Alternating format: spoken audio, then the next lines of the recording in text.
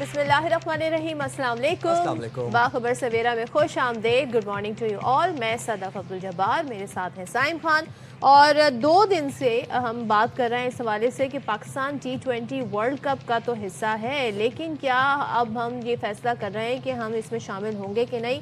پورا کانٹیکس, پورا back ground ظاہر ہے, آپ کو پتہ ہے کہ بنگلہ دیش کا سارا ایشو ہوا. بنگلہ دیش کی ٹیم نہیں کھیل رہی ہے, ICC نے ریپلیس کر دیا اسکاٹ لینڈ سے اسے, اور ظاہر ہے بنگلہ دیش کا حق بنتا تھا. اب پاکستان چاہتا ہے کہ سولیڈیرٹی شو کرے بنگلہ دیش کے ساتھ. تو کل جناب بڑی ہلچل مچ گئی, اور یہ ہلچل سرحد پار مچی. سرحد پار تو بھائی آپ وہاں کی اسپورٹس جرنلسٹ کی ٹویٹس دیکھیں, آپ ان کا چینل دیکھیں, وہ جس طریقے سے ڈسکشن کر رہے ہیں کہ کیا ہوگا, پاکستان ورلڈ کپ T20 کھیلے گا کہ نہیں کھیلے گا, کس طریقے سے پاکستان کیا ڈیسیجن لینے جا رہا ہے, اور وجہ کیا بنی. محسن نقوی صاحب نے بتا دیا تھا کہ وہ اب یہ سوچ رہے ہیں کہ پاکستان بھی پل آؤٹ کر سکتا ہے اس ٹورنامنٹ سے, اور یا تو پھر ہم یہ کر سکتے ہیں کہ جو انڈیا کے ساتھ ہمارے میچز ہیں ہم وہ نہیں کھیلیں گے, یا پھر ہم سیاہ پٹیاں باندھ کے میچ کھیلیں گے. لیکن کل جو وہ 4 بجے میٹنگ تھی, سب کو انتظار تھا وزیر اعظم کے ساتھ کہ اس میں فیصلہ ہو جائے گا. وہ جو تھا جناب, اس میں محسن نقوی صاحب نے تمام تر بریفنگ دی وزیر اعظم شہباز شریف کو. انہوں نے ICC کا دوہرا معیار بھی بتایا, ہر چیز بتائی, کانٹیکس بتایا, بیک گراؤنڈ بتائی. اب جو حتمی فیصلہ ہے وہ جمعے یا پیر کو متوقع ہے. وزیر اعظم شہباز شریف سے چیئرمین PCB محسن نقوی صاحب نے ملاقات کی, اہم ملاقات تھی. پاکستان سمیت کرکٹ کی دنیا نے نظریں جمع رکھی تھیں اس میٹنگ کے اوپر. ہم بھی بڑا ایکسپیکٹ کر رہے تھے اس میٹنگ سے کچھ پروڈکٹیو نکلے گا. محسن نقوی صاحب نے کہا کہ وزیر اعظم کو احتجاج سے متعلق تمام آپشنز بتا دیے ہیں اور ICC کے دوہرے معیار پر بریفنگ بھی دی ہے. اچھا, محسن نقوی صاحب کا ایک یہ بھی موقف ہے کہ وہ کہتے ہیں کہ ہمارے لیے وہ امپورٹنٹ ہے جو ہمیں گورنمنٹ آف پاکستان نے کہنا ہے, یہ امپورٹنٹ نہیں ہے کہ ICC کیا کہہ رہا ہے, کیا سوچ رہا ہے. تو یہ اس بات کے اوپر وہ سٹینڈ کر رہے ہیں اور بڑا فرملی سٹینڈ کر رہے ہیں. اچھا, اب بنگلہ دیش تو ورلڈ کپ سے باہر ہے, اس کے بعد بھی جو صورتحال ہے کیا ہے, اس حوالے سے آگاہ کر دیا ہے.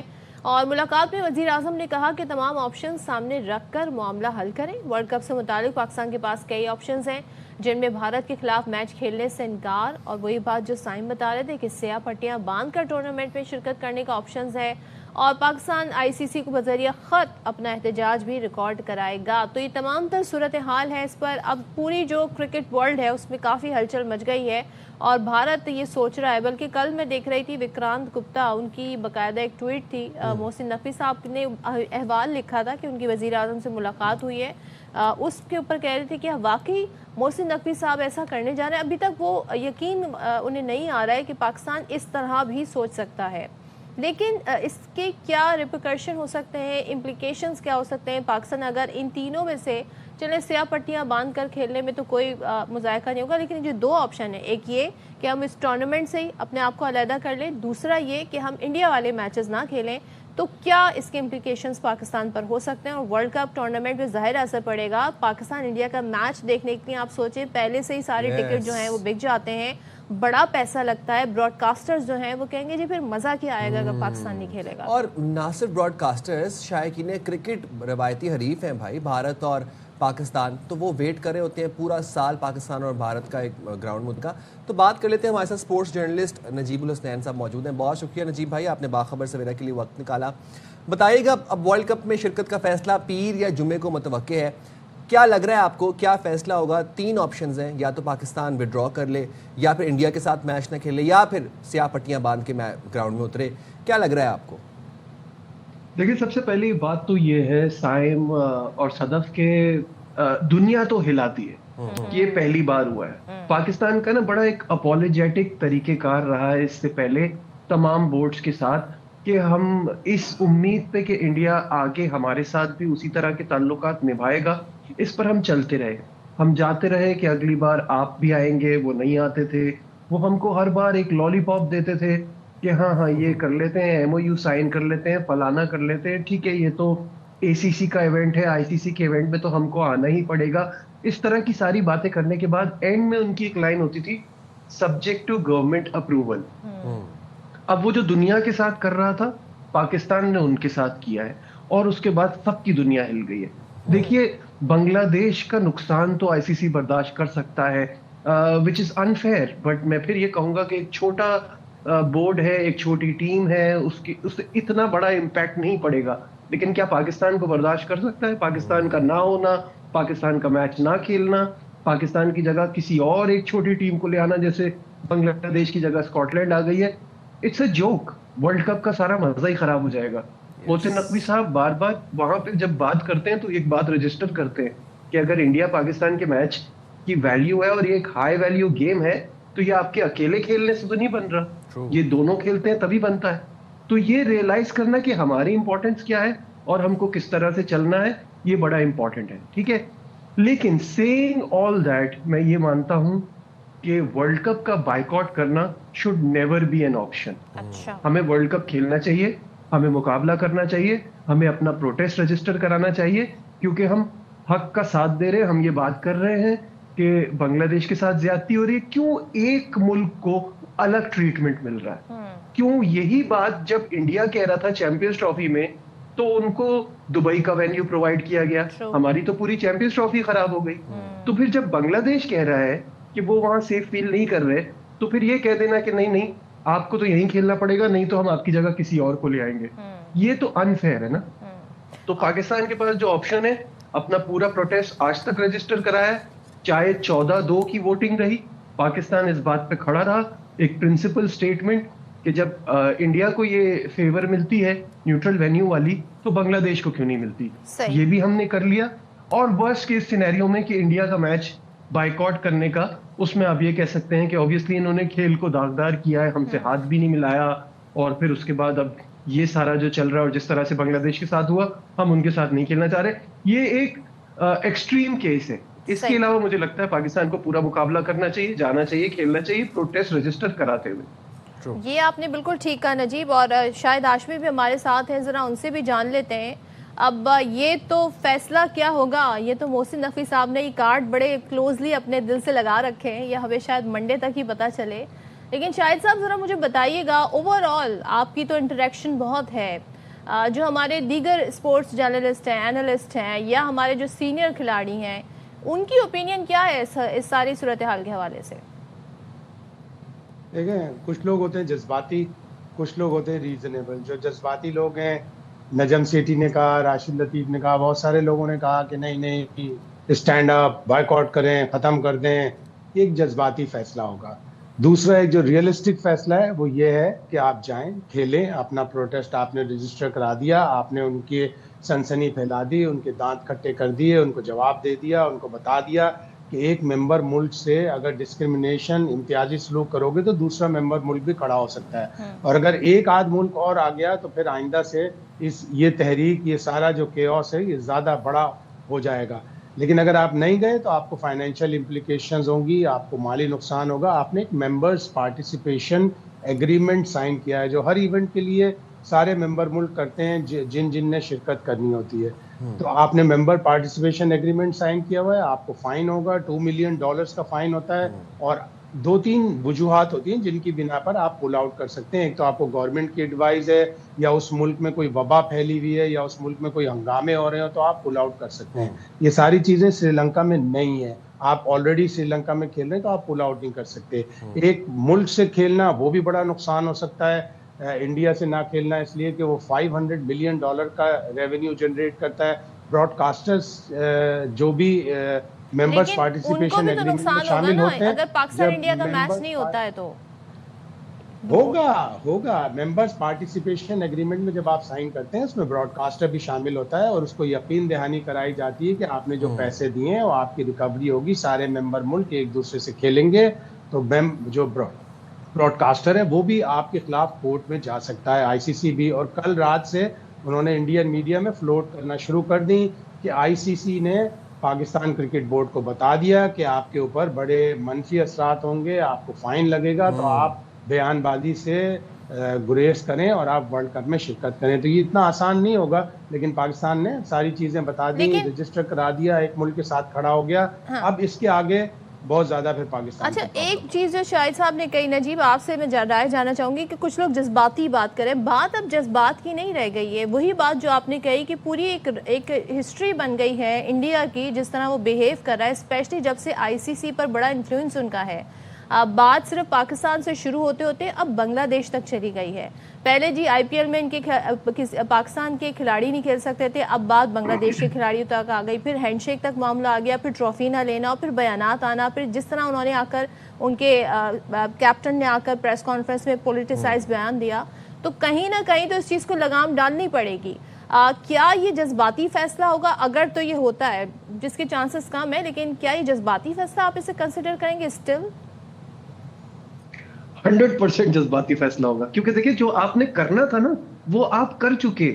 آپ نے اپنا پروٹیسٹ دکھایا, آپ نے بتایا دنیا کو کہ ہم بھی کچھ ہے, ہم برداشت نہیں کریں گے, اور آپ نے دنیا کو یہ بھی رجسٹر کرایا کہ آپ کو لگتا تھا صرف ہمارے ساتھ ہو رہا ہے کیونکہ ہمارے تعلقات ایسے ہیں, اب بنگلہ دیش کے ساتھ بھی ہو رہا ہے, کل کو کسی اور کے ساتھ بھی ہو سکتا ہے. تو آپ نے یہ شو کرنا تھا, آپ نے یہ شو کر دیا.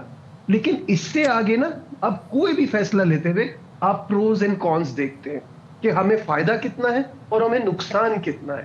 ہم اس نقصان کا اگر سوچیں گے نا تو اس کو دیکھتے ہوئے ہمیں ایک سینسیبل ڈیسیشن لینا ہے. پھر جو حکومت کہے گی ہم سب ساتھ کھڑے, جو Pakistan cricket board, Pakistan government فیصلہ کرے گی ہم سب ساتھ کھڑے. لیکن آپ کو پروز اینڈ کونس دیکھتے ہوئے کہ اس کا نقصان ہمیں بہت بڑا اٹھانا پڑ سکتا ہے, اس سے ہمیں کچھ فائدہ نہیں ہوگا. تو ہمیں یہ سوچتے ہوئے وہ فیصلہ کرنا ہے جو پاکستان کے لیے, پاکستان کرکٹ کے لیے اچھا ہو. ویسے ہم نقصان کی جہاں پر بات کر رہے ہیں نجیب بھائی, آپ بھی کافی عرصے سے اسپورٹس جرنلزم کر رہے ہیں, میں آپ کی رائے جاننا چاہوں گا. In case for instance Pakistan اور بھارت نہیں کھیلتے, I C C I, B C C I, broadcasters, ان کا کیا نقصان ہو سکتا ہے؟ دیکھیں ان کا بہت نقصان ہوگا, جیسے ابھی صدف بھی کہہ رہی تھی جب شاہد صاحب ایکسپلین کر رہے تھے, وہ نقصان وہ پھر آپ پہ ڈالیں گے نا, وہ پھر آپ پہ سینکشنز لگائیں گے, وہ $2 ملین کا آپ پہ لگے گا. ہو سکتا ہے پی ایس ایل کے لیے بھی پرابلم ہو, آپ کو آپ کے یہاں ٹیمیں آنا روک دی جائیں, بہت کچھ ہو سکتا ہے. اس کے سرکمسٹانسز بہت خطرناک نکل سکتے ہیں. That's why we are seeing کہ جو کرنا ہے اس میں پھر آپ دیکھیں, اگر آپ یہ سب برداشت کر سکتے ہیں دین ویل اینڈ گڈ, بالکل کیجیے. لیکن اس کے علاوہ جو بھی پاسبل حل نکل سکتا ہے کھیلتے ہوئے وہ ہمیں نکالنا چاہیے. اور کل میرا خیال ہے میٹنگ میں اسی قسم کی بات ہوئی ہے, جو ذرائع کہہ رہے جانے کا پاکستان سوچ رہا ہے, میرا خیال ہے کہ اس طرف ہی زیادہ لین کر رہا ہے. لیکن ہم نے ساتھ ساتھ یہ بھی دیکھنا ہے کہ ہم اپنا پروٹیسٹ بھی کیسے لے کے چل سکتے ہیں. اچھا شاہد صاحب ذرا یہ بتائیے گا, اب بات یہاں پر امپلیکیشنز کی ہو رہی ہے, ویسے کیا خبریں کیا ہیں کہ پاکستان جو ہے وہ اس چیز کو کتنا آگے لے کے مزید جا سکتا ہے؟ بیکاز فیب میں یہ ٹورنامنٹ ہونا ہے, اب پہلے کل کا ٹائم دیا گیا, پھر جمعے کا ٹائم, پھر اب منڈے کی بات ہو رہی ہے. کچھ تو آپ کے پاس خبر ہوگی, کیا محسن نقوی صاحب اس حوالے سے فیصلہ کرنا چاہ رہے ہیں؟ دیکھیں ظاہر ہے وہ پاکستان کرکٹ بورڈ کے آفیشل سے, جو ان کے قریبی لوگ ہیں ان سے مشورہ کریں گے. ہو سکتا ہے وہ 2-3 پرانے جو پاکستان کرکٹ بورڈ کے چیئرمین ہیں ان سے مشورہ کریں. لیکن ذرائع یہی بتا رہے ہیں کہ ان کو مشورہ یہی دیا گیا ہے کہ آپ پاکستان کی ساکھ کے لیے, پاکستان کی فیوچر کی کرکٹ کے لیے آپ ضرور بھیجیں ٹیم کو. اس لیے کہ کل سے جو خبریں فلوٹ کروانا شروع کر دی گئی ہیں انڈین میڈیا میں, اس میں ایک چیز یہ بھی ہے کہ آپ کو اوورسیز پلیئرز نہیں ملیں گے آپ کی پی ایس ایل کے لیے. یہ ایک طرح سے وارننگ ہے, یہ آپ کو چھوٹی چھوٹی سرخیاں چھوڑ دیتے ہیں وہ اپنے پیٹ جو میڈیا کے تھرو, زیادہ تر انڈین میڈیا ہی ہے کہ جی آپ کو ایک تو فائنینشیل امپلیکیشنز ہوں گے, براڈ کاسٹر آپ کو کورٹ میں لے جائے گا, آپ نے سائن کیے ہوئے ہیں, پھر آپ کو overseas players P S L کے لیے نہیں ملیں گے, آپ کے فورن ٹورز پہ ایک مسئلہ ہو جائے گا, ٹیمیں آپ سے کھیلنا انکار کر دیں گی, تو اس صورت میں پاکستان کو پرابلم ہوگی. تو اندر سے ذرائع سے یہی خبریں پتہ چل رہی ہیں کہ پاکستان جائے گا, پاکستان نے اپنا پروٹیسٹ رجسٹر کرا دیا.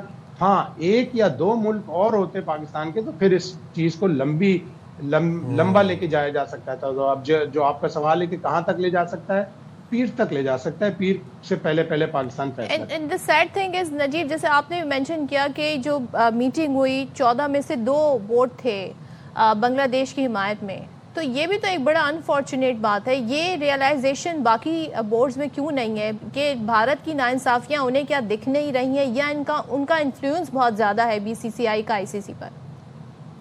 دیکھیے be C C I C سی ہی ہے, یہ انفلوئنس والی بات تو ہم پہلے کرتے تھے, اب تو وہی ہو گیا. پھر جیسا جب سے اس کے سربراہ بنے ہیں تو وہ نظر آ رہا ہے کہ وہ ایک فیوریٹزم ہے. دوسرا وہ منی جنریٹ کرتے ہیں, ان کی کرکٹ اس وقت دنیا میں سب سے اچھی ہے, چاہے ہم کچھ بھی کہیں تو وہ فائدہ ان کو ہے. ہر ملک ان کے ساتھ کھیلنا چاہتا ہے, ان کی سیریز کی ڈیمانڈ زیادہ ہے, ویلیو زیادہ ہے. پلیئرز آئی پی ایل میں جاتے ہیں, پلیئرز کا بھی فائدہ ہوتا ہے, بورڈز کا بھی فائدہ ہوتا ہے. تو وہ کسی ان کا اسٹیک میں کچھ ہے نہیں نا کھونے کو. تو کوئی بھی بورڈ جس کا کوئی تعلق ہی نہیں ہے نہ بنگلہ دیش سے نہ پاکستان سے, وہ کیوں اس چکر میں پڑے گا؟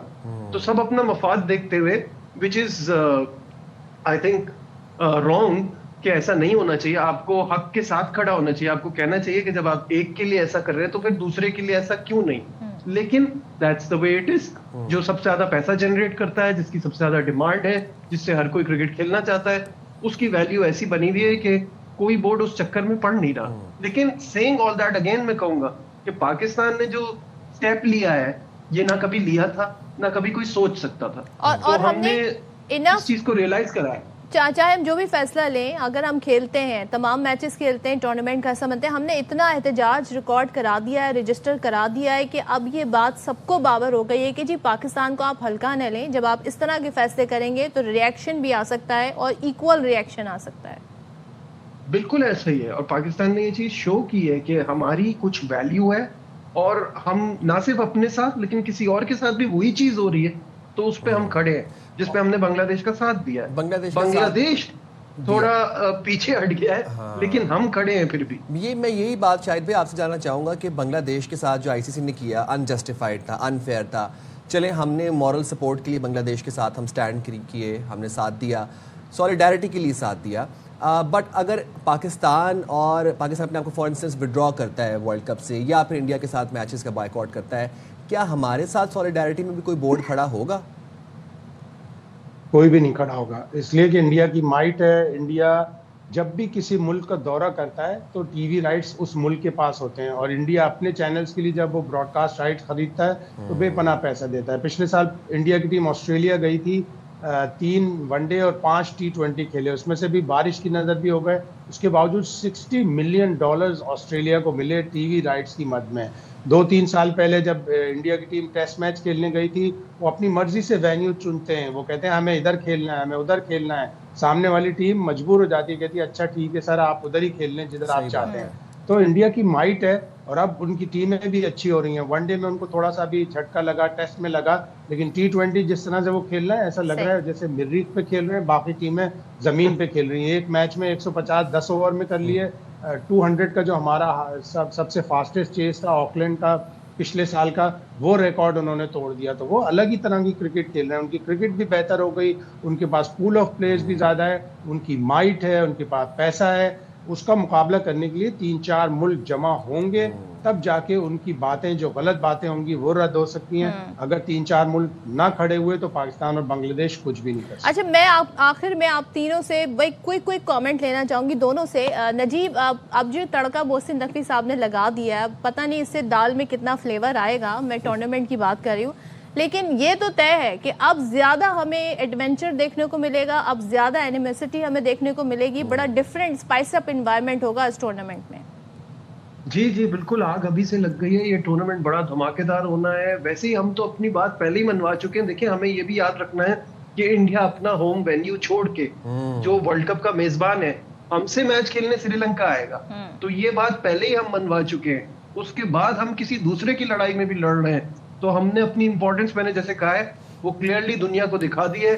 اب یہ چیز ہمیں میچز میں ملے گی اور بڑے دھماکے دار مقابلے ہوں گے. تو شاہد صاحب, آپ کیا کہیں گے؟ بڑا اب تو گراؤنڈ میں صورتحال ہی بڑی ڈفرینٹ سی ہو جائے گی, کیونکہ پاکستان آئے گا تو پھر ان کے تیور بھی بڑے ڈفرینٹ ہوں گے انڈیا والوں کے. بالکل ہونی چاہیے. دال ابھی پتلی ہے, اس میں تڑکا لگا تو دیا ہے, لیکن اس کو اگر حلیم بنانا ہے تو اور دالیں بھی ایڈ کرنی پڑیں گی.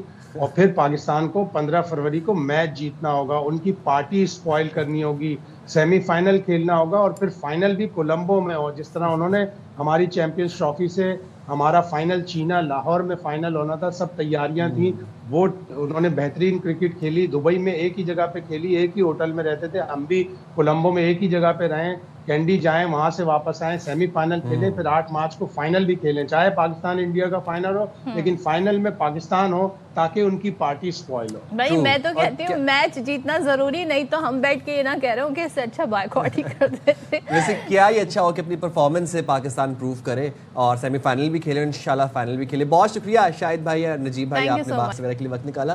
کیا ملا آپ کو صبح صبح دال گوشت کا ذکر؟ بھائی میں تو یہ منظر دیکھ رہی ہوں اور جو وہاں پر ہلچل مچی نا, میں اس سے بڑی محظوظ ہو رہی ہوں جو کچھ ہو رہا ہے. دیکھیں انڈیا کو یہ بتانا چاہیے, یہ احتجاج ریکارڈ کرانے کا مقصد یہ ضروری تھا کہ انڈیا کو کوئی نہ کوئی تو لگام ڈالے, کوئی نہ کوئی تو بتائے کہ آپ کی منمانی نہیں چل سکتی ہے, رولز کے حساب سے جی گیم کھیلا جائے گا. اور آئی سی سی کو بھی یہ سوچنا چاہیے کہ ان کا کردار ایک آربیٹر کا کردار ہے, ان کو وہ رول پلے کرنا چاہیے, نہ کہ بی ٹیم بن جانا چاہیے بی سی سی آئی کی. And I believe Mohsin Naqvi صاحب بڑے اچھے سے یہ کام کر رہے ہیں, ہر ایکشن کا ری ایکشن آ رہا ہے, اور وہ میں نے کہتا ہوں نا وہ گردن سے پکڑا ہوا ہے آئی سی سی کو, صحیح کر رہے ہیں محسن نقوی صاحب. موونگ فارورڈ, ملک میں آج کل جو سردی کی لہر ہے وہ شدید سے شدید تر ہی ہوتی جا رہی ہے, اور ہم دیکھ رہے ہیں کہ نہ صرف بالائی علاقوں بلکہ میدانی علاقوں میں بھی کہیں پر یالہ باری ہو رہی ہے, کہیں پر برف باری ہو رہی ہے, کہیں پر ریکارڈ وہ بارش ہو رہی ہے, ریکارڈ ٹھنڈ پڑ رہی ہے جناب. بلوچستان کی جو مغربی ہوائیں ہیں وہ کراچی آ گئی ہیں, یہ دیکھیں آپ لوگوں کو اندازہ ہو رہا ہوگا ہماری بیک گراؤنڈ دیکھ کے. کہیں برف باری ہو رہی ہے, کہیں پر بارش نے رنگ جمایا ہوا ہے. کوئٹہ اور گردنواہ میں ایک بار پھر برف باری ہوئی. کلات, مستونگ, کلا سیف اللہ اور دیگر علاقوں میں بھی برف باری سے موسم شدید سرد ہو گیا ہے. اور یہی نہیں بلکہ ہم یہ دیکھ رہے ہیں کہ این ڈی ایم اے نے آج کے پی, بلوچستان, گلگت بلتستان, آزاد کشمیر میں مزید بارش اور برف باری کا بھی الرٹ جاری کیا ہے. اور ساتھ ہی ہم یہ دیکھ رہے ہیں برف باری کے چوتھے اسپیل نے سیاحوں کو ایک اور موقع فراہم کرنے. یہ برف باری ہمارے اسٹوڈیو میں بھی ہو گئی, بہت ہلکی پھلکی سی ہو رہی ہے لیکن بڑی, لیکن ہم اس کو یہیں پہ انجوائے کر سکتے ہیں. یہ کہتے ہیں نا ہم اسٹوڈیو سے بیٹھ کے سارے موسم انجوائے کر لیتے ہیں. تو جب کہ ہم تو سیاحوں کی موجوں کی بات کر رہے تھے, یہاں پہ لگ رہا ہے ہمارے جی موجیں آ گئی ہیں. اچھا جی, اور ایکسپریس وے بند کر کے مزید سیاحوں کو آنے سے روک دیا. یہ دیکھیں جی آپ, یہ دلکش نظارے, خوبصورت, انتہائی. اچھا یہ جو آپ کو ویسے شاید مناظر یہ فوٹیج میں فیل نہ ہو رہا ہو, لیکن یہ 8-8, 9-9, 10-10 انچ کے قریب برف پڑی ہوئی ہے ان پہاڑوں کے اوپر. اور خیر یہ دیکھنے میں تو بڑا حسین منظر لگ رہا ہے, لیکن جو لوگ یہاں پر رہ رہے ہیں, جو مقامی لوگ ہیں, جو سیاح ہیں, ان کے لیے بڑی یہ منچلے ہیں نا, یہ تو منچلے ہیں, یہ تو انجوائے کریں گے. لیکن جو مقامی لوگ ہیں, جو سیاح ہیں فیملیز کے ساتھ, وہ جن کی سڑکوں پہ گاڑیاں پھنسی ہوئی ہیں, جو چینز نہیں لگا کے آئے. اچھا پھر اس کے بعد آپ کو پتہ ہے صدف کہ ایسے موسم میں اگر ہیٹر والا مسئلہ بھی ہوتا ہے گاڑی کے اندر, اگر آپ ہیٹر آن کرو تو یہ جو تمام تر معاملات ہیں نا یہ ساتھ چل رہے ہیں. سردی کی شدت اتنی زیادہ ہے, آپ سوچیں کہ جو پانی کی پائپ لائنز ہیں ان میں پانی جمنا شروع ہو گیا ہے. تو لوگ اب کیا کریں کہ لوگ تھوڑا پانی کھول رہے ہیں ایٹ لیسٹ, تاکہ وہ جمے نا پائپ لائنز کے اندر پانی. تو یہ روزمرہ جو ہے نا وہ بہت مشکلات اس میں ہونا شروع ہو جاتی ہیں, جس کا ظاہر ہے جو یہاں رہتے ہیں وہ پھر اس کا بندوبست بھی کرتے ہیں, لیکن خاص طور پہ مشکلات زیادہ ہونے آتی ہیں جو یہاں کے مقامی لوگ نہیں ہیں, یعنی کہ سیاح. تو سیاحوں کو چاہیے کہ جانے سے پہلے تمام تر جو ضروری چیزیں ہیں وہ ان کے پاس ہونی چاہیے, تمام ایمرجنسی نمبرز آپ کے پاس ہونے چاہیے. آپ کو ایگزیکٹلی پتہ ہونا چاہیے کہ جو جن راستوں سے گزر کے آپ نے اپنے پہنچنا ہے ہوٹل پہ یا جہاں بھی آپ کی بکنگ ہے, تو آپ کو بھی دیکھنا چاہیے وہ راستے کلیئر ہیں کہ نہیں, اور متبادل روٹس کا بھی آپ کو پتہ ہونا چاہیے. اچھا جناب, ضلع اورکزئی اور کرم میں آپ کو جیسے کہ بتایا بھی ہے کہ شدید بارش ہوئی, اور برف باری کے دوران ہم نے یہ دیکھا کہ پاک فوج کا ریسکیو آپریشن کامیابی سے جاری ہے. بھاری مشینری کے ذریعے راستے بحال کیے جا رہے ہیں, اور پاک فوج کی بروقت امدادی کارروائی کے بعد ایک شہری کی تدفین ممکن ہو سکی. کرم میں 8 کلومیٹر کی مرکزی سڑک بھی بحال کر دی گئی, اور مناتو صدار روڈ بند ہونے سے جو مپنسی ہوئی گاڑیوں کو بھی پاک فوج کے جوانوں نے نکالا اور آمد و رفت بحال کی. تو پاک فوج کے جو جوان ہیں وہ جناب اپنی پیشہ ورانہ صلاحیتوں کا ہمہ وقت مظاہرہ کر رہے ہیں, اور جو لوگ پھنسے ہوئے ہیں, جو سیاح پھنسے ہوئے ہیں, بجلی معطل ہے جہاں پر رابطہ, سڑکیں بند ہیں, لنک روڈز بند ہیں, تو آپ دیکھیں کہ شیخ خورونوش کی ترسیل ہے وہ بھی نہیں ہو پا رہی کئی علاقوں میں, اور اورکزئی کے خاص طور پر کرم میں. تو وہاں پر پاک فوج جو ہے وہ بروقت اپنا ریسکیو آپریشن جاری رکھے ہوئے ہے, اور وہاں پر دیکھیں اس طرح راستے کلیئر کرنا اٹس ناٹ دیٹ ایزی. اس کے لیے آپ کو باقی باقاعدہ ہیوی مشینری چاہیے ہوتی ہے, اور یہ برف تو پڑتی رہے گی, راستے جو ہیں وہ کلیئر کرنے پڑتے رہتے ہیں. تو یہ صورتحال ہے. اچھا جی, ذرا ہم آپ کو کراچی کا بھی بتا دیتے ہیں, کیونکہ اب سوچیں رمضان المبارک میں میرے خیال میں بہت کم دن رہ گئے ہیں, اگر میں کہوں 20 یا اس سے 1-2 دن زیادہ ہوں گے, اتنے ہی دن رہ گئے ہیں. تیاریاں لوگوں کی شروع ہو گئی ہیں. بہرحال اس سال ماہ سیام کے دوران کراچی کا موسم جو ہے وہ گرم نہیں رہے گا, اور پارا کے بارے میں بتایا جا رہا ہے زیادہ سے زیادہ 30 ڈگری سینٹی گریڈ، یہ زیادہ سے زیادہ امکان ہے کہ 30 ڈگری رہے گا، ہو سکتا ہے اس سے نیچے بھی رہے، تو بڑا پلیزنٹ سا ویدر ہوگا، بڑے زبردست سے کہتے ہیں نا اس وقت رمضان میں ہم موسم دیکھ رہے ہیں وہ ہونے جا رہا ہے، اور بڑا عرصے بعد لوگ یہ بتا رہے ہیں کہ جی تھوڑی سی ٹھنڈ بھی ہوگی، کیونکہ مارچ میں ایکچولی اصل میں موسم گرم ہونا شروع ہو جاتا ہے۔ اچھا، میں نے اپنی ویسے لائف ٹائم میں کبھی رمضان سردیوں میں نہیں دیکھا، سو آئی ایم ویری ایکسائٹیڈ کہ اس دفعہ رمضان جو ہے وہ سردیوں میں آ رہا ہے۔ موسم کا احوال بتانے والے یہ بھی بتا رہے ہیں کہ فروری میں شدید گرمی کے آثار نظر نہیں آ رہے، اور رات کے وقت درجہ حرارت 10 سے 15 ڈگری سینٹی گریڈ رہنے کی پیش گوئی ہے کراچی والوں کے لیے، تو یہ اچھی خبر ہے۔ لیکن رات گئے ہم سن رہے ہیں بھائی بوندا باندی بھی ہوئی ہے، تو کون سے علاقے ہیں کراچی کے جہاں بوندا باندی؟ ہماری سائڈ پہ تو نہیں ہوئی، آپ کی سائڈ پہ ہوئی؟ اچھا، کراچی کے یہ بھی تو ہے نا کہ ایک جگہ پہ ہو رہی ہوتی ہے بارش، ایک جگہ پہ نہیں ہو رہی ہوتی۔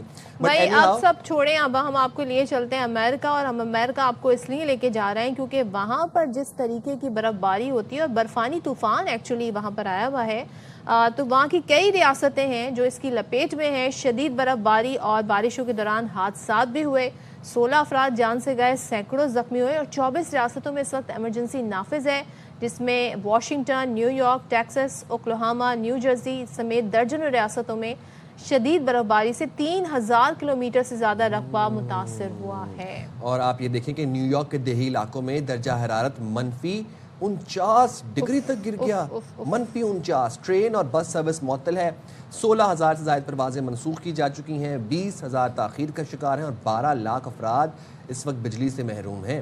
نیو یارک میں وفاقی دفاتر بند کر دیے گئے ہیں، اسکولوں کو چھٹیاں دے دی گئی ہیں، آن لائن کلاسز جاری ہیں۔ Mayor new York Dhahran Mamdani ایسے وقت میں ہم نے دیکھا کہ وہ انہوں نے خود اٹھایا بیلچہ، اور انہوں نے کہا لو جی میں بھی ساری سڑکیں جو ہے سنو صاف کرتا ہوں، تو وہ بھی ریسکیو کے اور یہ جو امدادی کام تھے اس میں ہمیں شریک نظر آئے، بالکل جسے کہتے ہیں نا کہ وہ ہمہ وقت یہ زہران ممدانی صاحب۔ اچھا، یہ ابھی ریسنٹلی نیولی الیکٹڈ ہیں زہران ممدانی، اور پھر وہی بات ہے کہ وہ جو انہوں نے باتیں کی تھیں، جو وعدے کیے تھے عوامی سطح پر، وہ ہمیں نبھاتے ہوئے نظر تو آ رہے ہیں ویسے۔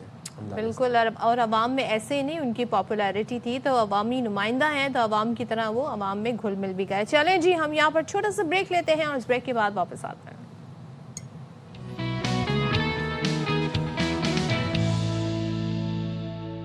ویلکم بیک، اور گل پلازا کے حوالے سے بات کر رہے ہیں ہم۔ جب رمضان کی بات کر ہی رہے تھے نا کہ رمضان آ رہا ہے، اس وقت سردیوں میں آ رہا ہے، تو بڑے دکھ اور تکلیف سے بات کہنی پڑی کہ اس رمضان گل پلازا نہیں ہوگا ہمارے پاس اس رمضان کی تیاری کرنے کے لیے، جہاں پہ ہر سال بیڈ شیٹس آتی تھیں، پردے آتے تھے، کپڑے آتے تھے، کراچی کی رونق تھی گل پلازا۔ اس رمضان ہمارے ساتھ گل پلازا نہیں ہوگا، اور یہ وہ ٹائم ہے کہ جب گل پلازا والوں کو آپ کی ضرورت ہے، اور آپ نے ہر طریقے سے، کیونکہ میں بہت ساری ایسی شاپس دیکھ رہی ہوں جو کبھی فزیکل شاپس ہوا کرتی تھیں، گل پلازا میں ہوا کرتی تھیں، اب وہ لوگ تھوڑا بہت کچھ جو ان کا سامان بچا ہے اب وہ آن لائن اپنا کاروبار کریں۔ تو اگر آپ سے ہو سکے تو ضرور، بلکہ آپ کو کرنا چاہیے، ان کو سپورٹ کریں اور ان سے پھر پرچیز بھی کریں۔ تو سانحہ گل پلازا کی جب ہم بات کر رہے ہیں تو جو بلڈنگ ہے وہ اب بلڈنگ تو کیا رہی ہے، سرچ آپریشن وہاں پر جاری تھا، اور یہ تھا کہ اگر مزید بھی ڈیڈ باڈیز خدا نخواستہ ہیں تو وہ ان کو ریکور کر لیا جائے وہاں سے، یا کسی قسم کی ریمینز ہیں تو انہیں ریکور کر لیا جائے۔ اب یہ بتایا جا رہا ہے کہ سرچ آپریشن مکمل ہو گیا ہے، اور عمارت کو اب کور کیا جائے گا، اور اس کے بعد فیصلہ کیا جائے گا اس عمارت کے حوالے سے کہ کیا ہونا ہے۔ ایس بی سی اے نے اعتراف میں جی ہم نے دیکھا ہے کہ باقاعدہ پورا ایک شیٹ لگا دی ہے گرین کلر کی، اور سانحے کی میں اگر اس وقت ہم ڈیتھ ٹول کی بات کریں جو ہمارے پاس نمبر آ رہا ہے وہ 73 کی تصدیق ہوئی ہے، 23 کی اس میں شناخت ہوئی ہے۔ لاپتہ افراد کی فہرست میں 13 ایسے نام آئے ہیں جن کے ورثاء نے ڈی این اے سیمپل نہیں دیا، اگر وہ سیمپل نہیں دیں گے تو ان کے نام لسٹ سے نکال دیے جائیں گے، اور یہ اس وقت بڑا ضروری ہے ان فیملیز کے لیے بھی، بڑا ایک کہتے ہیں نا مشکل مرحلہ ہے، بٹ ظاہر ہے وہ ان کی طرف سے بھی ہم دیکھ رہے ہیں کافی کوپریٹ کیا جا رہا ہے۔ تو گل پلازا کے بیسمنٹ کے راستوں پر تالے لگے گئے پائے گئے، تو یہ بہت ساری چیزیں جو انویسٹیگیشن میں ہیلپ کریں گی۔ اچھا، پھر سانحہ گل پلازا کی ایف آئی آر بھی منظر عام پر آ گئی ہے، مقدمہ انسپیکٹر نواز علی زرداری کی ملکیت میں درج کیا گیا۔ اب اس ایف آئی آر میں یہ لکھا گیا ہے کہ رات 10:30 بجے گل پلازا میں آگ لگنے کی اطلاع ملی، موقع پر میں پہنچا تو گل پلازا کے اندر شدید آگ لگی ہوئی تھی، آگ گراؤنڈ فلور پر لگی، اور اس کے بعد پھر وہ فلاور شاپ سے ہوتی وہ پھر پوری پھیل گئی دیکھتے ہی دیکھتے۔ پورا گل پلازا جو تھا وہ آتش زدگی کے سبب اس کے زد میں آ گیا. عمارت کے کئی گیٹ بند تھے, ایمرجنسی خراج کے راستے نہیں تھے. یہ تمام جو باتیں ہیں, محرکات ہیں, یہ ایف آئی آر کے اندر درج کی گئی ہیں. نذیر شاہ ہمارے ساتھ موجود ہیں, ان سے ذرا فالو اپ لیتے ہیں. نذیر بتائیے گا کہ سرچ آپریشن تو مکمل ہو چکا ہے نذیر, اور ہم نے یہ سنا ہے کہ عمارت کو سیل کر دیا گیا ہے. ڈی سی ساؤتھ کل بتا رہے تھے کہ ایک پاکٹ ہے جہاں پر بھی خدشہ ہے کہ وہاں سے کچھ ریمینز نکل آئیں, تو وہ پاکٹ بھی کلیئر کر دی گئی ہے؟ بالکل تمام پاکٹس کو کلیئر کر دیا گیا ہے, اور آپ کو مزید میں اس کیس کے حوالے سے اپڈیٹ کرتا چلوں کہ اس میں جو ڈیتھس ہیں وہ 73 نہیں بلکہ 74 کی تصدیق ہو چکی ہے. گزشتہ روز ایک 74واں جو ڈی این اے سیمپل سامنے آیا تھا, اس میں ایک حیرت انگیز بات یہ آئی تھی کہ اس کے اندر جس شخص کا ڈی این اے رپورٹ سامنے آئی تھی وہ ناقابل شناخت تھی, یعنی کہ اس کی کوئی شناخت نہیں تھی, جس سے نتیجہ اخذ کیا گیا تھا کہ اس واقعے میں ایسے لوگ بھی جاں بھاگ ہوئے ہیں جن کا کوئی ریکارڈ موجود نہیں ہے. اور ڈاکٹر سمیہ سعید جو پولیس سرجن کراچی, ان سے جب ہماری بات ہوئی تو ان کا یہ کہنا تھا کہ یہ نتیجہ اخذ کیا جا سکتا ہے کہ جس شخص کا ڈی این اے موصول ہوا ہے تو ہو سکتا ہے وہ کراچی سے باہر کسی اور شہر کا ہو, ایسا شخص ہو جس کے جو ورثہ ہے جن کے لواحقین کی جانب صرف ڈی این اے سیمپل نہ جمع کروایا ہو. مجموعی طور پر 69 لوگوں نے ڈی این اے سیمپل جمع کرائے تھے, تقریباً 80 کے قریب لوگوں نے مسنگ کمپلینس جمع کروائی تھی. 73 کے بعد جو یہ اب 74واں جب آیا تو یہ ایک سوالیہ نشان بن گیا, کیا مزید ایسے لوگ اندر موجود ہو سکتے ہیں, کیونکہ ابھی تو باقیات کے ڈی این اے مستقل ہو رہے ہیں. جو مسنگ پرسن کی لسٹ میں شامل تھے, اگر ہم اس کو 73 مانیں کہ جیسے ہمارے پاس موجود تھی 74واں تو اب ناقابل شناخت ہے, اور مسنگ ٹول ہم مانیں کہ تقریباً وہ 77 تھے, تو ہمارے حساب سے 6 لوگ صرف مسنگ رہ گئے تھے جن کی شناخت ہونا باقی تھی. لیکن اس طرح اگر یہ ناقابل شناخت آئیں گے تو آپ اس چیز سے اندازہ لگا سکتے ہیں کہ اس کے اندر مزید بھی لوگوں کی ہو سکتا ہے باقیات ملے جن کا کوئی پیچھے وارث نہیں آیا, نہ کسی نے ڈی این اے جمع کرایا. صبح 9 سے شام 5 بجے تک پولیس سرجن کراچی کی جانب سے کہا گیا ہے مکمل کر لیا گیا ہے, ابھی تو بہت مراحل پھر طے ہونا باقی ہیں. نذیر, اس پر کیا بتائیے گا؟ بالکل دیکھیں صدف, بالکل یہی بات ہے. اور سب سے پہلے میں ایک چیز اور کلیئر کرتا چلوں کہ اس گل پلازا کا جب واقعہ ہوا تھا تو اس گل پلازا میں کسی وقت بھی پہلے دن سے ہی کوئی ریسکیو کا عمل تو سمجھے کیا ہی نہیں گیا. یہاں پر صرف سرچ اور آخر میں ریکوری آپریشن کیا گیا ہے. ریسکیو اس کا کہتے ہیں کہ آپ نے ایک جگہ پر کوئی ڈیزاسٹر, کوئی ایسی ہنگامی حالت ہوئی اور آپ نے وہاں سے کسی کو صحیح سلامت نکالا ہو, یا جو نکلے تھے شروع میں جو نکل گئے تھے نکل گئے, جو اندر تھے وہ سب جل کر مر گئے. تو ریسکیو آپریشن تو یہ ڈے فرسٹ سے ہی نہیں تھا. جب یہ یہاں شروع ہوا تو سرچ آپریشن شروع ہوا تھا, تلاش کی جا رہی تھی وہ بھی باقیات کی یا لاشوں کی. اور جو لاسٹ فیز جو تھا وہ سرچنگ وہ ریکوری آپریشن تھا, یعنی کسی کا 1.5 کلو سونا ملا, کسی کے 25 لاکھ, کسی کے 3 لاکھ, کسی کا 1 لاکھ, کسی کی کوئی قیمتی اشیاء ملی. اب فائنلی آج 12واں دن ہے, کیونکہ ہفتے والے دن یہ افسوسناک واقعہ ہوا تھا جو سانحے میں تبدیل ہوا. اب آپ میرے عقب میں دیکھ سکتے ہیں کہ مکمل طور پر مین روڈ سے لے کر یہ عقبی حصے تک گل تجارہ تک اس کو مکمل طور پر سیل کرنے کے بعد اب یہ سندھ بلڈنگ کنٹرول اتھارٹی کی تحویل میں دے دیا گیا ہے. جو ڈی سی ساؤتھ ہیں ان کا یہ کہنا ہے کہ اب یہاں پر کام مکمل طور پر بند کر دیا گیا ہے. گزشتہ روز جو ملبہ اٹھانے کا کام تھا وہ بھی بند کر دیا گیا تھا. تقریباً 350 کے قریب یہاں سے ڈمپر اٹھائے گئے, قرار دیا تھا. تو اب یہ عمارت گرائی جائے گی, مسمار کی جائے گی. اور دوسرا یہ بھی بتا دیں کہ لواحقین کیا ابھی بھی آ رہے ہیں اپنے پیاروں کی جسد خاکی لینے کے لیے؟ دیکھیں لواحقین اور جو بھی اس طرح کے لوگ جن کے کچھ تو وہ لوگ تھے جن کی شناخت ہو گئی تھی, تو وہ ابھی تک آپ یہ سمجھیں کہ 23 لوگوں کی شناخت ہوئی ہے, تو 23 لواحقین سے رابطہ کیا گیا ہے. جو باقی جو ہیں کسی کی جس کی شناخت ڈی این اے کے ذریعے ہوتی جائے گی تو وہ پروسیس بھی ایک الگ ہے. لیکن جو اس کے اندر جو ہلاکتوں کی جو تعداد ہے وہ آپ سمجھیں کہ آفیشیلی جو ہمارے پاس کراچی پولیس کا جو ورژن ہے وہ 74 ہو چکی ہیں. تو سول اسپتال میں لوگ آتے رہے اپنے پیاروں کو, کوئی پوری لاش لے کر گیا, کوئی شاپنگ بیگ میں لے کر گیا. تو اس طرح کی صورتحال بھی ہم نے دیکھی ہے. اس وقت جو ایس پی سی اے کا ان کا یہ کہنا ہے کہ یہاں پر باقاعدہ ٹیکنیکل ٹیم جانے سے وزٹ تو کیا جا چکا ہے اور شاید انہوں نے فیصلہ بھی کر لیا کہ اس عمارت کو منہدم کیا جائے گا, ڈیمولیشن کی جائے گی اور اس کو بالکل گراؤنڈ زیرو کیا جائے گا. لیکن اب دیکھنا یہ ہے کہ کتنے دن اس عمارت کو ایسے ہی سیل رکھا جاتا ہے اور یہاں پر ایس بی سی کی جانب سے اب اگلا عمل کیا کیا جاتا ہے, کیونکہ اب یہاں سے نہ ملبہ اٹھایا جا رہا ہے. مجھے اور بتا دیجئے, آپ نے شروع میں بتایا کہ کچھ ایسے بھی باقیات کہہ لیں جن کے ڈی این اے سیمپل جو ہیں فراہم نہیں کیے گئے, ان کے ورثہ بھی ابھی سامنے نہیں آئے, تو قانونی طور پہ کیا کیا جائے گا, اس چیز کو لے کے آگے کیسے بڑھا جائے گا پھر؟ دیکھیں صدف, ایک بار میں پھر تھوڑا سا واضح کرتے چلوں کہ جب یہاں پر مسنگ کی کمپلینز آ رہی تھی تو پہلے 86 تک پہنچ گئی تھی, پھر بعد میں پتہ چلا کہ کچھ لوگوں کے نام ڈبل آ گئے, کسی نے اپنے پیارے کے نام آدھا بتایا, کسی نے پورا بتایا, تو وہ بھی شامل ہو گئے. تو آخر میں ہم نے دیکھا کہ 77 کے قریب یہاں پر مسنگ آ گئے تھے. جو ڈی این اے جمع کروائے گئے تھے وہ 69 تھے. تو تقریباً بعد میں پتہ چلا کہ 12 یا 13 فیملیز ایسی ہیں جنہوں نے مسنگ میں تو نام لکھوائے ہیں لیکن ڈی این اے سیمپل انہوں نے نہیں جمع کروائے جو ضروری تھے, جس کے بعد بار بار کراچی پولیس سرجن اور انتظامیہ کہتی رہی کہ آپ اپنے ڈی این اے جمع کروائیں تاکہ جس کی شناخت ہوتی رہے اس کے حوالے کرتے رہے.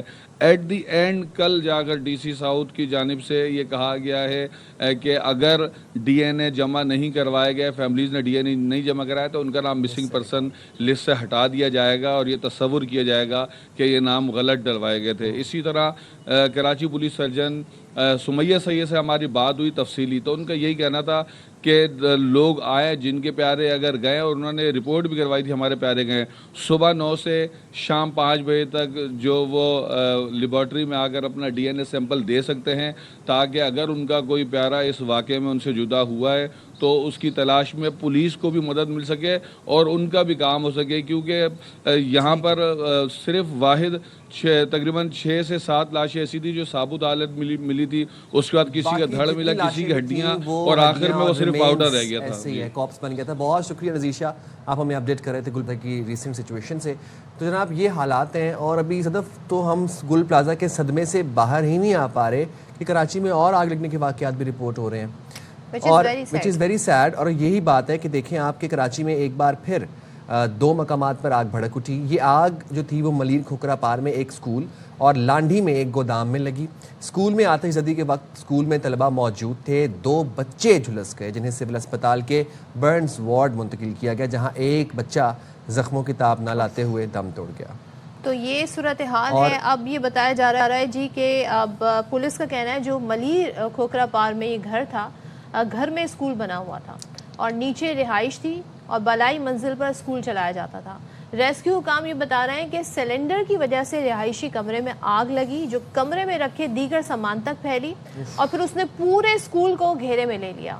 تو یہ وجہ بنی ہے, اور ظاہر اسکول تو ایک حساس جگہ ہوتی ہے, وہاں پر بچے, چھوٹے معصوم بچے ہوتے ہیں. ظاہر بچے جو ہوتے ہیں وہ اتنے کہتے ہیں نا, انہیں اتنی اویئرنیس نہیں ہوتی کیا سیفٹی ہونی چاہیے, دھواں اٹھ رہا ہے تو کیا کرنا چاہیے, کچھ مسئلہ ہو گیا تو ٹیچر کو آگاہ کرنا چاہیے. تو ایسی جگہوں پہ اسکول ہونے چاہیے کہ نہیں, یہ ایک بڑا سوال ہے. اسکول ایک حساس جگہ ہوتے ہیں جہاں کئی سو بچے ہوتے ہیں, وہاں سیفٹی کے انتظامات اور کیا اصول اپنانے جانے چاہیے, اس پر بات کر لیتے ہیں. ہمارے ساتھ موجود ہیں additional director private institution Sindh Rafia Javed صاحبہ. رافیہ جاوید صاحبہ, ہم اس پر بہت اسٹریس دے رہے ہیں جب سے سانحہ گل پلازا ہوا ہے, تاکہ جتنی بھی پبلک پلیسز ہیں وہاں پر اس چیز کو میک شور کیا جائے کہ فائر الارم سسٹم ہو, باقاعدہ سیفٹی کے آلات ہوں اور ڈرلز کرائی جائیں بچوں کو, بڑوں کو, آفس میں, جہاں بھی سب کو, کہ اگر ایسی سچویشن ہو جائے تو انہوں نے کرنا کیا ہے. مجھے یہ بتائیے گا یہ اقدامات کتنے ضروری ہیں اور کیا ہونا چاہیے؟ سب سے پہلے تو میں آپ کے چینل کی بے حد مشکور ہوں کہ آپ نے مجھے لائن پہ لیا ہے تاکہ میں اپنا جو موقف ہے پرائیویٹ اسکولز کے حوالے سے آپ کو دے سکوں اور سب جو سننے والے ہیں وہ بھی سن لیں. سب سے پہلے تو یہ ہے کہ جس طریقے سے آپ نے بتایا ہے کہ اسکول میں 2 بچے جھلس گئے, تو یہ ایک اسکول نہیں تھا. ٹھیک ہے, ہمارے یہاں نیکی کے بھی جو وکھرے انداز اور کانسیپٹ ہیں وہ بہت عجیب و غریب ہے.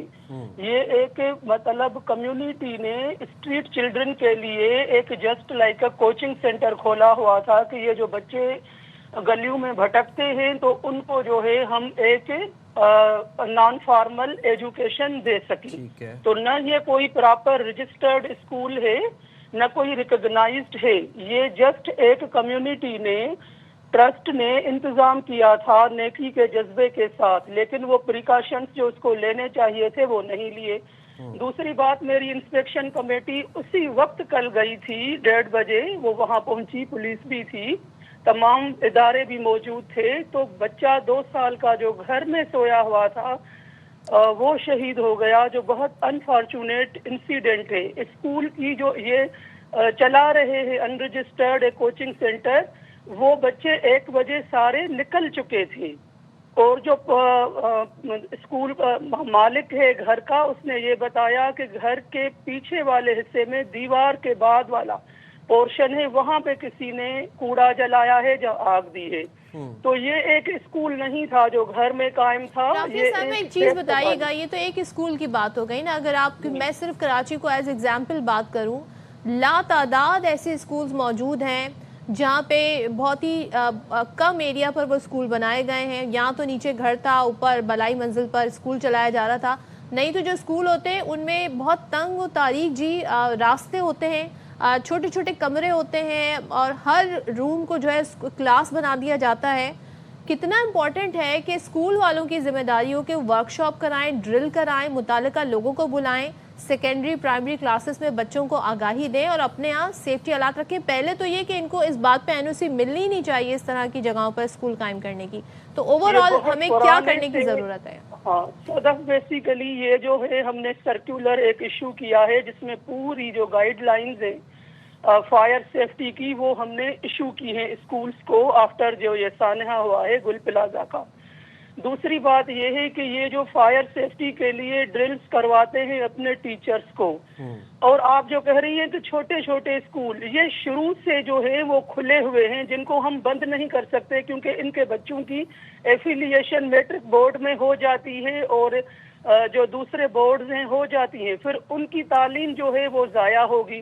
2023 میں باضابطہ ہم نے رولز کو ریوزٹ کیا, اور اس کے بعد کسی بھی ایسے ادارے کو جو چھوٹے ایریا پہ ہے ہم نئی رجسٹریشن ایشو نہیں کر رہے ہیں. لیکن انفارچونیٹلی جو 30-35 سال سے پرانے اسکول چلے آ رہے ہیں ان کو بھی ہم بند نہیں کر سکتے, کیونکہ وہ کرائے ہوتی ہے اس سے.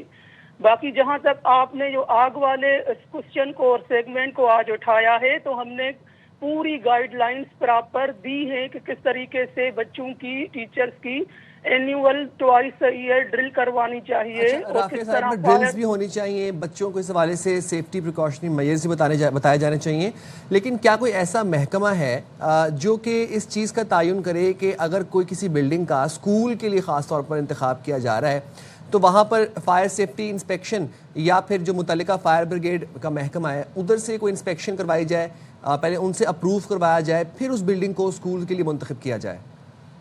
دیکھیں یہ تو فائر فائٹر اور سول ڈیفنس اور جو جی رافیہ صاحبہ, ہم جب NOC دیتے ہیں تو ہمارا جو پراپر اسٹرکچر ہے اس میں فائر ایکسٹنگوشر اور اسموک الارمز اور ڈیٹیکٹیوز یہ چیزیں ہونی چاہیے, وہ ہم دیکھتے ہیں کہ ہوتی ہے. اب مسئلہ یہ ہوتا ہے کہ جب ایمرجنسی کبھی بھی ایرپٹ ہوتی ہے تو لوگ بڑے بڑے جو ہیں وہ پینک ہو جاتے ہیں اور بھگدڑ شروع کر دیتے ہیں, جس سے اور بھی جو ہے وہ جانوں کا ضیاع ہوتا ہے اور نقصان ہوتا ہے. تو اس چیز کو ہمیں جو ہے انشور کرنا ہے کہ ہم اپنے اسکولز کو گائیڈ لائنز دیں, ٹریننگز کرائیں, ورک شاپس کرائیں کہ وہ مینٹلی اور فزیکلی یہ آئیڈینٹیفائی ہو گیا ہے کہ کتنے اسکول ایسے ہیں جہاں پر فائر الارم سیف سسٹم ہونا چاہیے, فائر ایکسٹنگوشرز ہونے چاہیے, یہ کچھ لسٹ بنائی گئی ہے یا ابھی سوچا جائے؟ جو ہمارے چین آف اسکولز ہیں, لیڈنگ اسکولز ہیں, مڈل کلاس کو کیٹر کرنے والے جو اسکول ہیں, کیونکہ دیکھیں میں یہاں اپنے آپ کو ڈیفینڈ کرنے نہیں بیٹھی, جو فیکچوئل پوزیشن ہے گراؤنڈ پہ وہ بتانے کے لیے بیٹھی ہوں. ان میں تو یہ سب چیزیں ہیں, لیکن جو گلی محلوں میں چھوٹے سے اسکولز ہیں نا ان میں یہ پریکاشنز نہیں ہے, تو ان کو جو ہے اب ہمیں ویریفائی کرنا ہے, ان کو یہ ساری چیزیں جو ہیں ہمیں امپلیمنٹ کرنے کی ضرورت ہے, کیونکہ وہاں پہ یہ خدشہ بھی زیادہ ہو سکتا ہے آگ لگنے کا. نہیں رافیہ صاحبہ, جب چھوٹے اسکولوں کو NOC دیا جاتا ہے, چھوٹے اسکولوں سے مراد یہ ہے کہ وہ اسکولز جو کہ گھروں میں بنے ہوئے ہیں, 2 منزلہ عمارتوں کے اندر اسکولز بنے ہوئے ہیں, نہ کوئی گراؤنڈ نہ کوئی کچھ ہے, تو اس بات کا تعین کیا جاتا ہے کہ یہاں پر پراپر فائر ایکسٹنگوشنگ جو پریکاشنری میئرز ہیں وہ اس بلڈنگ کے پروٹوکالز پورے ہیں.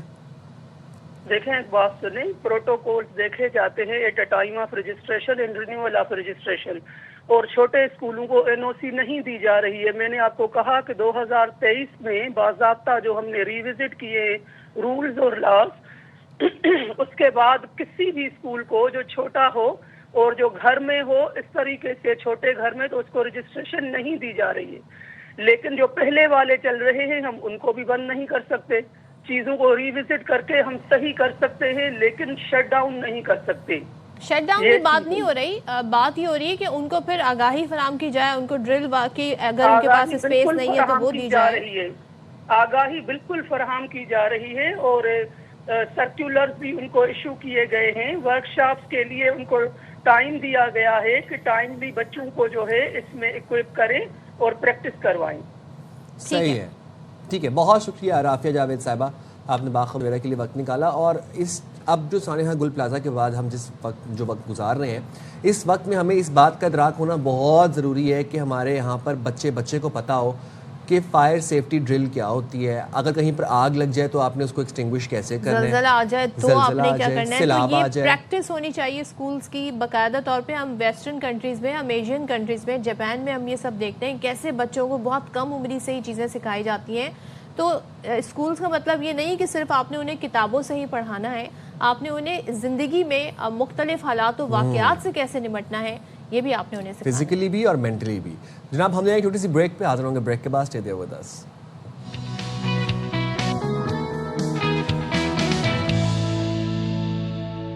अस्सलामुअलैकुम, बाखबर सवेरा में खुश आमदीद and a very warm welcome to all the viewers who just tune in to बाखबर सवेरा। जनाब हुआ कुछ ऐसे है कि पार्लियामेंट का मुश्तरका इजलास हुआ और उसमें डोमेस्टिक वायलेंस के बारे में या डोमेस्टिक वायलेंस से रिलेटेड एक ऐसा बिल मंजूर हुआ जो कि सबकी तवज्जो का मरकज़ बना हुआ है और सोशल मीडिया पर खासा ज़ेर बहस भी है। तो वो बिल क्या है सदफ, आप would you like to explain? अच्छा, ये बिल जो है इसके बारे में पहले भी हमारी बात होती रही है और इसमें कुछ ऐसी चीज़ें ऐड की गई हैं जो कि पहले इन चीज़ों को वायलेंस नहीं समझा जाता था। यानी कि समाजी तहफ़्फ़ुज़ से मुतालिक बड़ा अहम कानून है, डोमेस्टिक वायलेंस बिल 2025 मंजूर कर लिया गया है, जिसके तहत बीवी को स्टॉक करना, तलाक या दूसरी शादी की धमकी देना, गाली देना या जज्बाती और नफ्सियाती तौर पर, उस पर एक और भी पहलू था, फाइनेंशियली तौर पर भी परेशान करना जुर्म करार दिया गया है।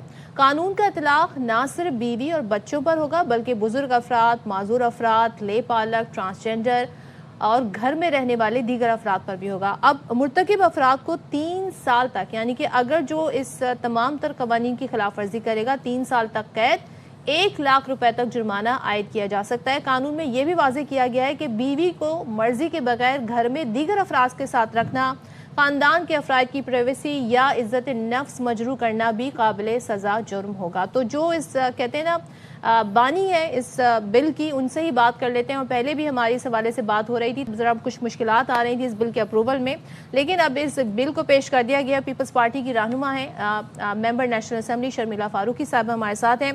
Thank you so much Sharmila, बहुत शुक्रिया ज्वाइन करने के लिए। ये बताइएगा, डोमेस्टिक वायलेंस बिल 2000 एक्ट क्या क्या तब्दीलियों के साथ अब ये मंजूर हो गया है, तो क्या आप हमें इस हवाले से बताएंगी?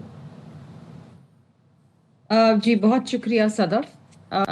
देखिए जी, बिल ये पहले कौमी असम्बली और सेनेट से पास होके सदर मुमलिकत के पास अरसाल हुआ था। उस पे चंद एक एतराज़ात थे जिस पे सदर ने एतराज़ात उठाए थे और उन एतराज़ात के बाद ये बिल वापस कौमी असम्बली को कर दिया गया था। उसके बाद जब पिछले दिनों पार्लियामान का मुश्तरका इजलास हुआ तो उसमें कुछ अमेंडमेंट्स जो सदर जरदारी साहब की तरफ से आई थी उनको इनकॉर्पोरेट करके दोनों पार्लियामान ने मुश्तरका इजलास में इस बिल को पास किया। अब यहाँ पर मैं थोड़ी सी वजाहत करती चलूँ क्योंकि पिछले 2-4 दिन से मैं सोशल मीडिया पे कुछ ऐसी चीज़ें देख रही हूँ और सुन रही हूँ जिसका ताल्लुक इस बिल से हरगिज़ नहीं है। बिलखुसूस कुछ ऐसे पढ़े लिखे जर्नलिस्ट जिनकी अपनी बेटी और बीवी भी जो जर्नलिज्म और शोबिस के जो मीडियम है उससे ताल्लुक़ रखती हैं, उन्होंने इस बिल की काफ़ी तज़हीक की और मजाक उड़ाया और कुछ ऐसी बातें की जो इस बिल में नहीं है।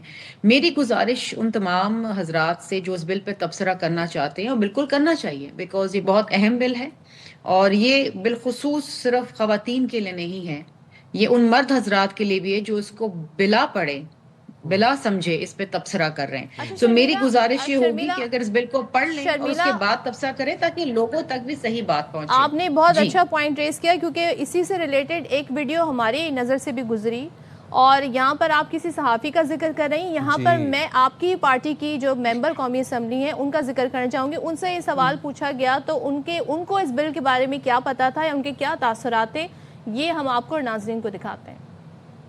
ये शादीशुदा लोग अब काली एनके पहन के घर जाया करें, क्या करें?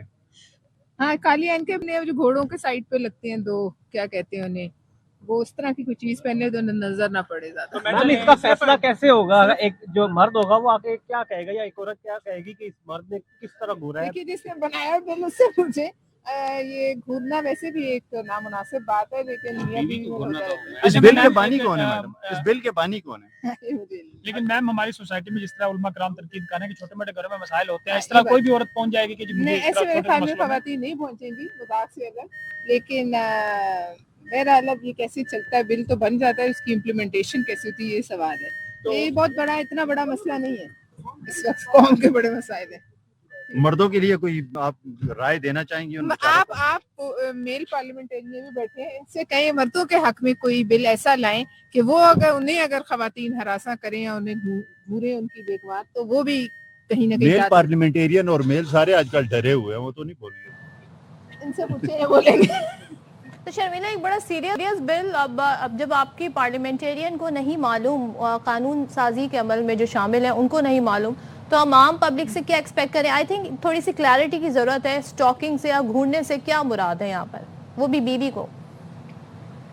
Thank you so much Sadaf for asking this question. पहली बात तो ये है कि स्टॉकिंग का हरगिज़ मतलब ये नहीं है कि घूरना।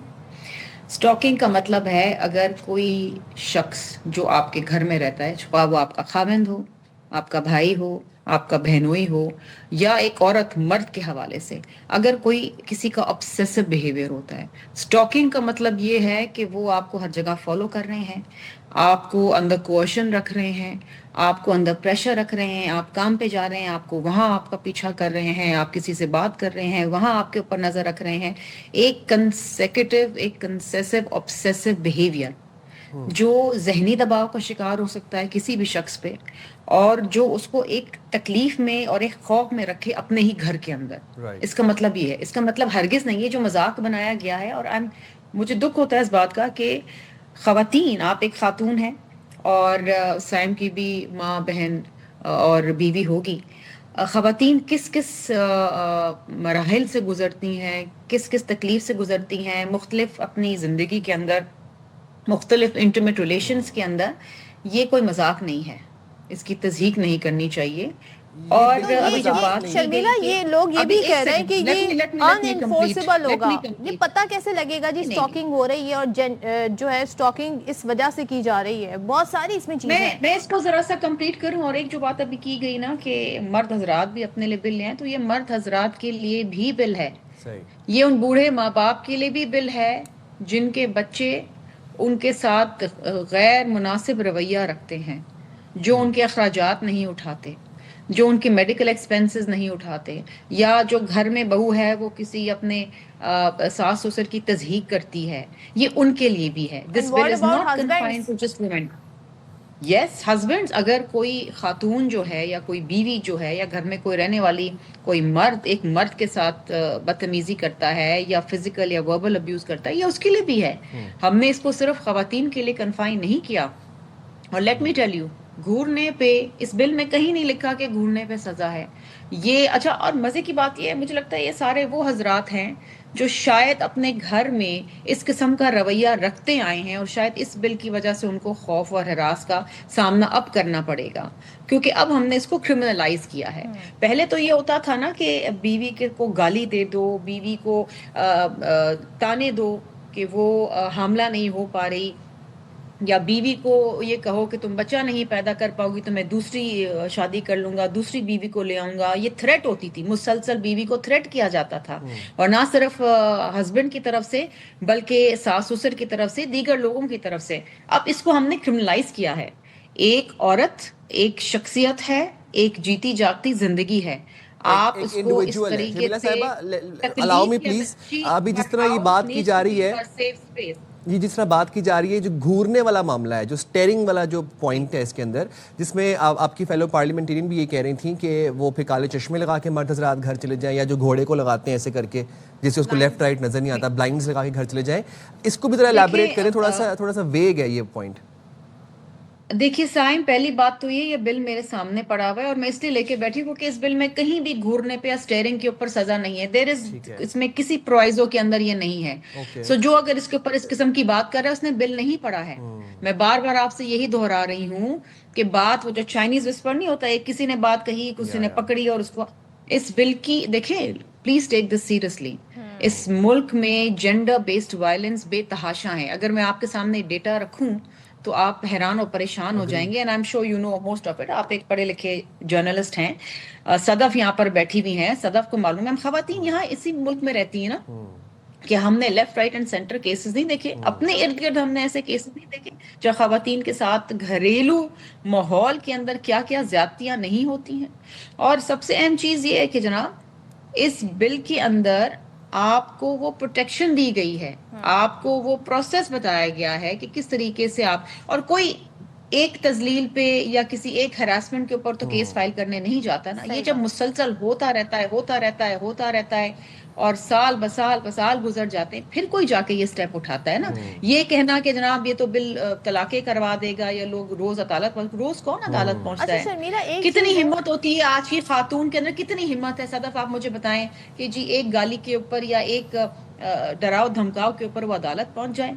کاش کہ ایسا ہوتا اور کوئی ایک عورت اٹھ کے کھڑی ہو جائے اور اپنے لیے آواز اٹھائے تو شاید لاکھوں عورتوں کی ہمت جو ہے وہ بڑھ جائے. بالکل. اور معاشرے میں سب سے اہم چیز یہ ہے, جی دیکھیے جہاں پر بات کی امپلیمنٹیشن کی, میں اسی سے جڑا سوال کر رہی ہوں کہ سوال یہ کہ انفورسمنٹ ہماری یہاں نہیں ہو پاتی ہے, قانون بن جاتے ہیں, ہم عام کیسز میں دیکھتے ہیں سالوں لگ جاتے ہیں کسی کو یہ ڈومیسٹک ایشوز کو ہی لے کر ان کے فیصلے آنے میں. یہاں پر کیسے شواہد بڑے میٹر کرتے ہیں. اب جو خاص طور پہ اگر ہم اسٹاکنگ کی بات کریں یا پھر ہم اس چیز کی بات کریں جی کہ آپ مجبوراً کسی کو, اگر وہ خاتون نہیں رہنا چاہتی آپ کی فیملی کے ساتھ, آپ زبردستی اسے نہیں رکھ سکتے, تو ان چیزوں کے پروف کیسے ہوں گے اور فیصلے کب تک آئیں گے, پھر یہاں پہ کیا کرنے کی ضرورت ہے؟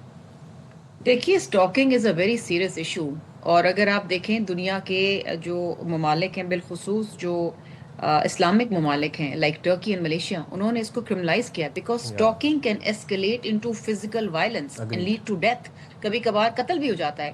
یہ اسلام آباد کے اندر سارا امام کیس تھا, جو امریکن نیشنل تھی, جو یہاں پر شادی کر کے آئی تھی, اور وہ بڑا فیمس کیس ہوا جن کی میاں کو پھر ایونچولی سزائے موت ہوئی ہے.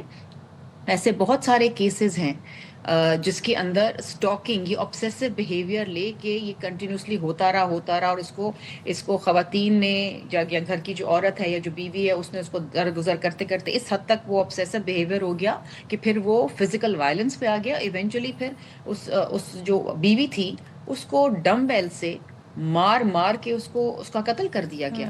یہ ایشوز ہیں, پلیز ریئلائز کہ معاشرے کے یہ اہم ایشوز ہیں, دیز نیڈ ٹو بی کرمنلائزڈ. اس کا مرڈر ہو گیا.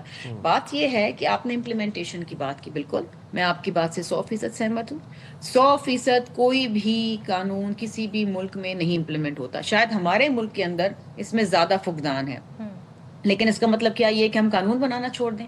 آپ کے پاس قتل کا قانون ہے, کیا اس ملک میں قتل نہیں ہو رہے؟ آپ کے پاس ٹریفک کا قانون ہے, اس ملک میں کیا ایکسیڈنٹس نہیں ہو رہے؟ اس کا مطلب ہے آپ قانون ردی کی ٹوکری میں ہونا چاہیے, لیکن یہ میری اور آپ کی غلطی نہیں ہے, پھر یہ عدالتوں کی غلطی ہے.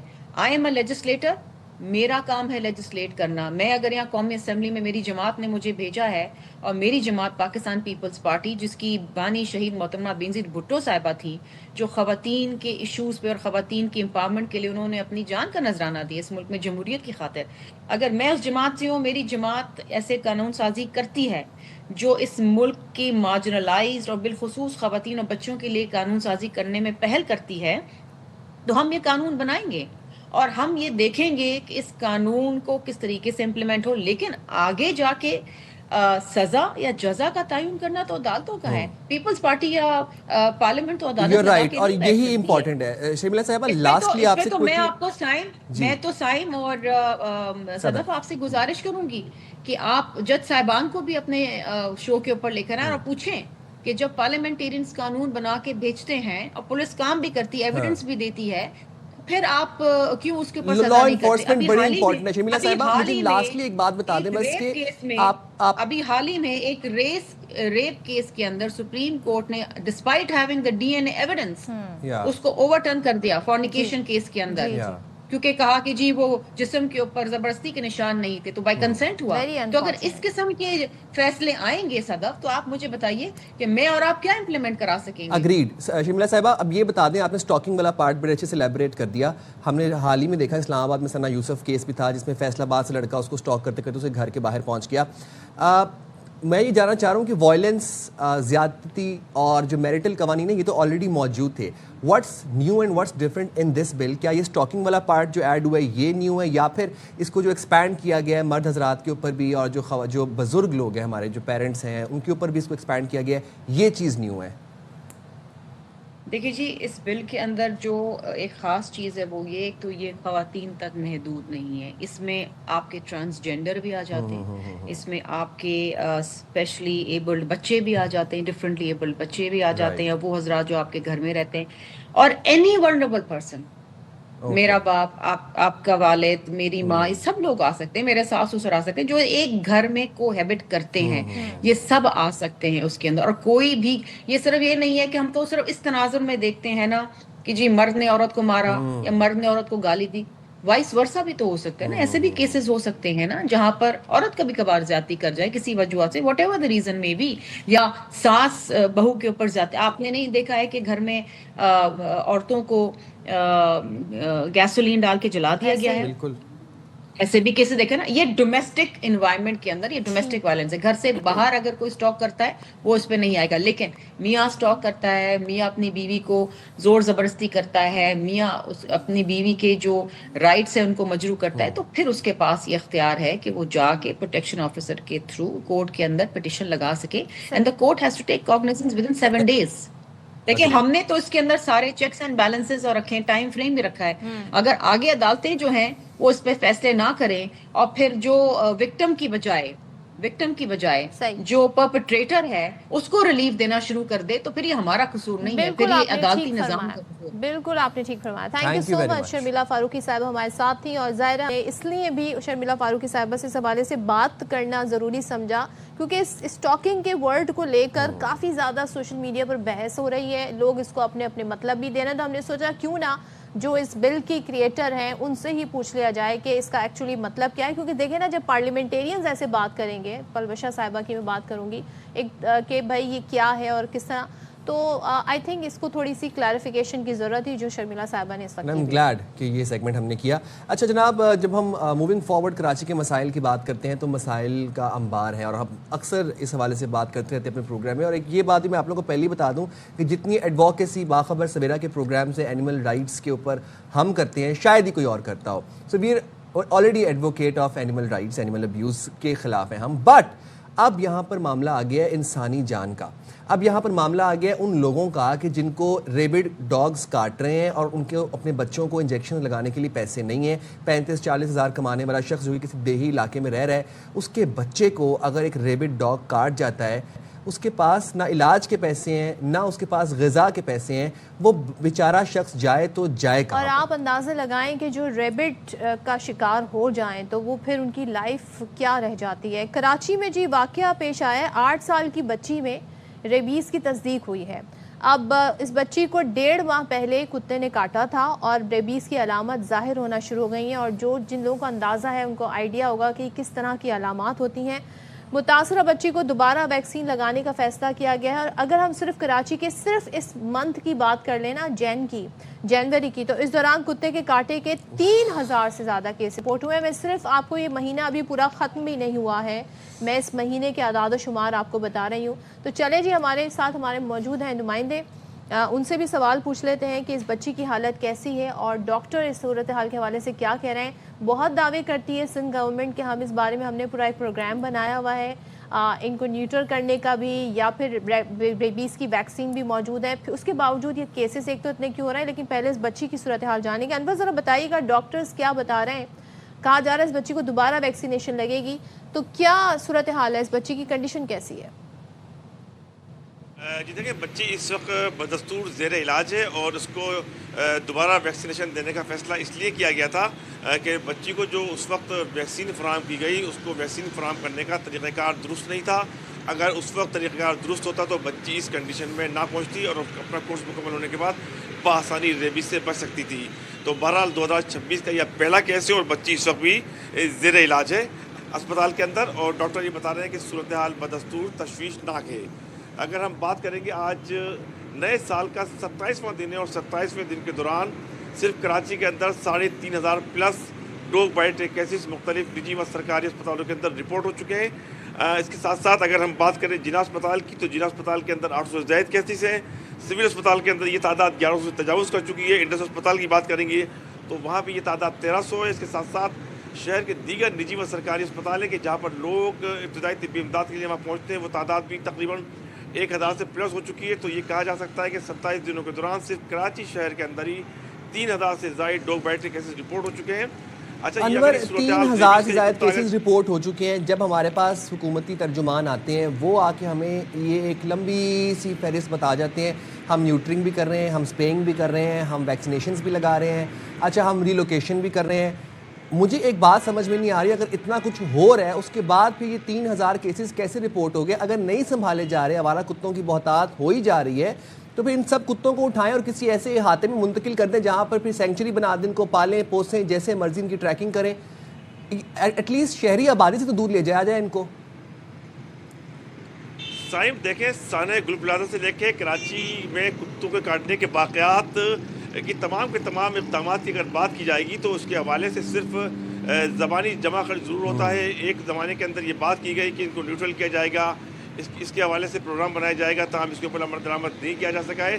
تمام کی تمام چیزیں گراؤنڈ کے اوپر زیرو نظر آتی ہیں اور امن صورتحال یہ ہے کہ ہزاروں کی تعداد کے اندر کراچی کی ایک ایک آبادی کے اندر آوارہ کتوں کی بہتات ہیں, ان کو نیوٹرل نہیں کیا جاتا. جو متعلقہ ادارے ہیں, بلدیاتی ادارے ہیں, اس کے ساتھ ساتھ جو محکمہ صحت کے حکام ہیں ان کی جانب سے جو پروگرامات تشکیل دیے جاتے ہیں اس پر تاحال عمل درآمد نہیں کیا گیا ہے. تو یومیہ بنیادوں کے اوپر جو کیسز رپورٹ ہو رہے ہیں وہ انتہائی تشویشناک حد تک بڑی تیزی سے آگے بڑھ رہے ہیں. تاہم صورتحال یہ آتی ہے کہ بعض شخصیات سامنے آتی ہیں. ظاہر بات ہے ہم ڈوگ بائٹ سے رائٹس کا بھی خیال رکھتے ہیں اور تمام کی تمام چیزیں اپنی جگہ ہیں. تاہم کراچی کے شہری الگ صبح سے لے کے رات گئے تک ہزاروں کی تعداد کے اندر آوارہ کتوں کے رحم و کرم کے اوپر ہوتے ہیں. تمام کے تمام جو متعلقہ بلدیاتی ادارے ہوتے ہیں اس حوالے سے کسی قسم کی کارروائی نہیں کرتے. ایک زمانہ تھا کہ ان کے خلاف مؤثر کارروائی کی جاتی تھی ٹاؤن کی سطح کے اوپر, یونٹ کونسل کی سطح کے اوپر. تاہم جب متعلقہ حکام سے جو ہماری گفتگو بنتی ہیں تو وہ یہ بتا دیتے ہیں کہ اینیمل رائٹس کا موضوع ہمارے سامنے آ جاتا ہے, کچھ کورس کے مسائل ہمارے سامنے آ جاتے ہیں. تو کراچی کے شہری اس وقت آوارہ کتوں کے رحم و کرم کے اوپر بھی ہیں. تاہم صوبائی حکومت کی جانب سے یا متعلقہ بلدیاتی اداروں کی جانب سے تاحال اس کے اوپر کسی قسم کا کوئی اقدام نہیں کیا گیا. ریبیز نامی جو بیماری ہوتی ہے اس حد تک خطرناک ہوتی ہے کہ ہائیڈروفیبیا اور ایروفیبیا جیسی صورتحال سامنے آتی ہیں اور انسانی زندگی ختم ہو جاتی ہے. بالکل, تھینک یو سو مچ انور. اور ہمیں انفارچونیٹ حالات اور واقعات اسٹیٹس آپ کو بتانے پڑ رہے ہیں, باوجود اس کے تحسین صاحبہ جو کہ ترجمان ہیں سندھ حکومت کی اور اسپیسیفکلی اسی ٹاپک پر ہم نے پچھلے دنوں بات کی تھی. بڑے دعوے تھے کہ ہم بہت کچھ کر رہے ہیں مگر ہمیں گراؤنڈ پر کچھ نظر نہیں آتا ہے. ہم دیں چھوٹی سی بریک پہ حاضر ہوں گے, بریک کے بعد اسٹے دیئر ود اس.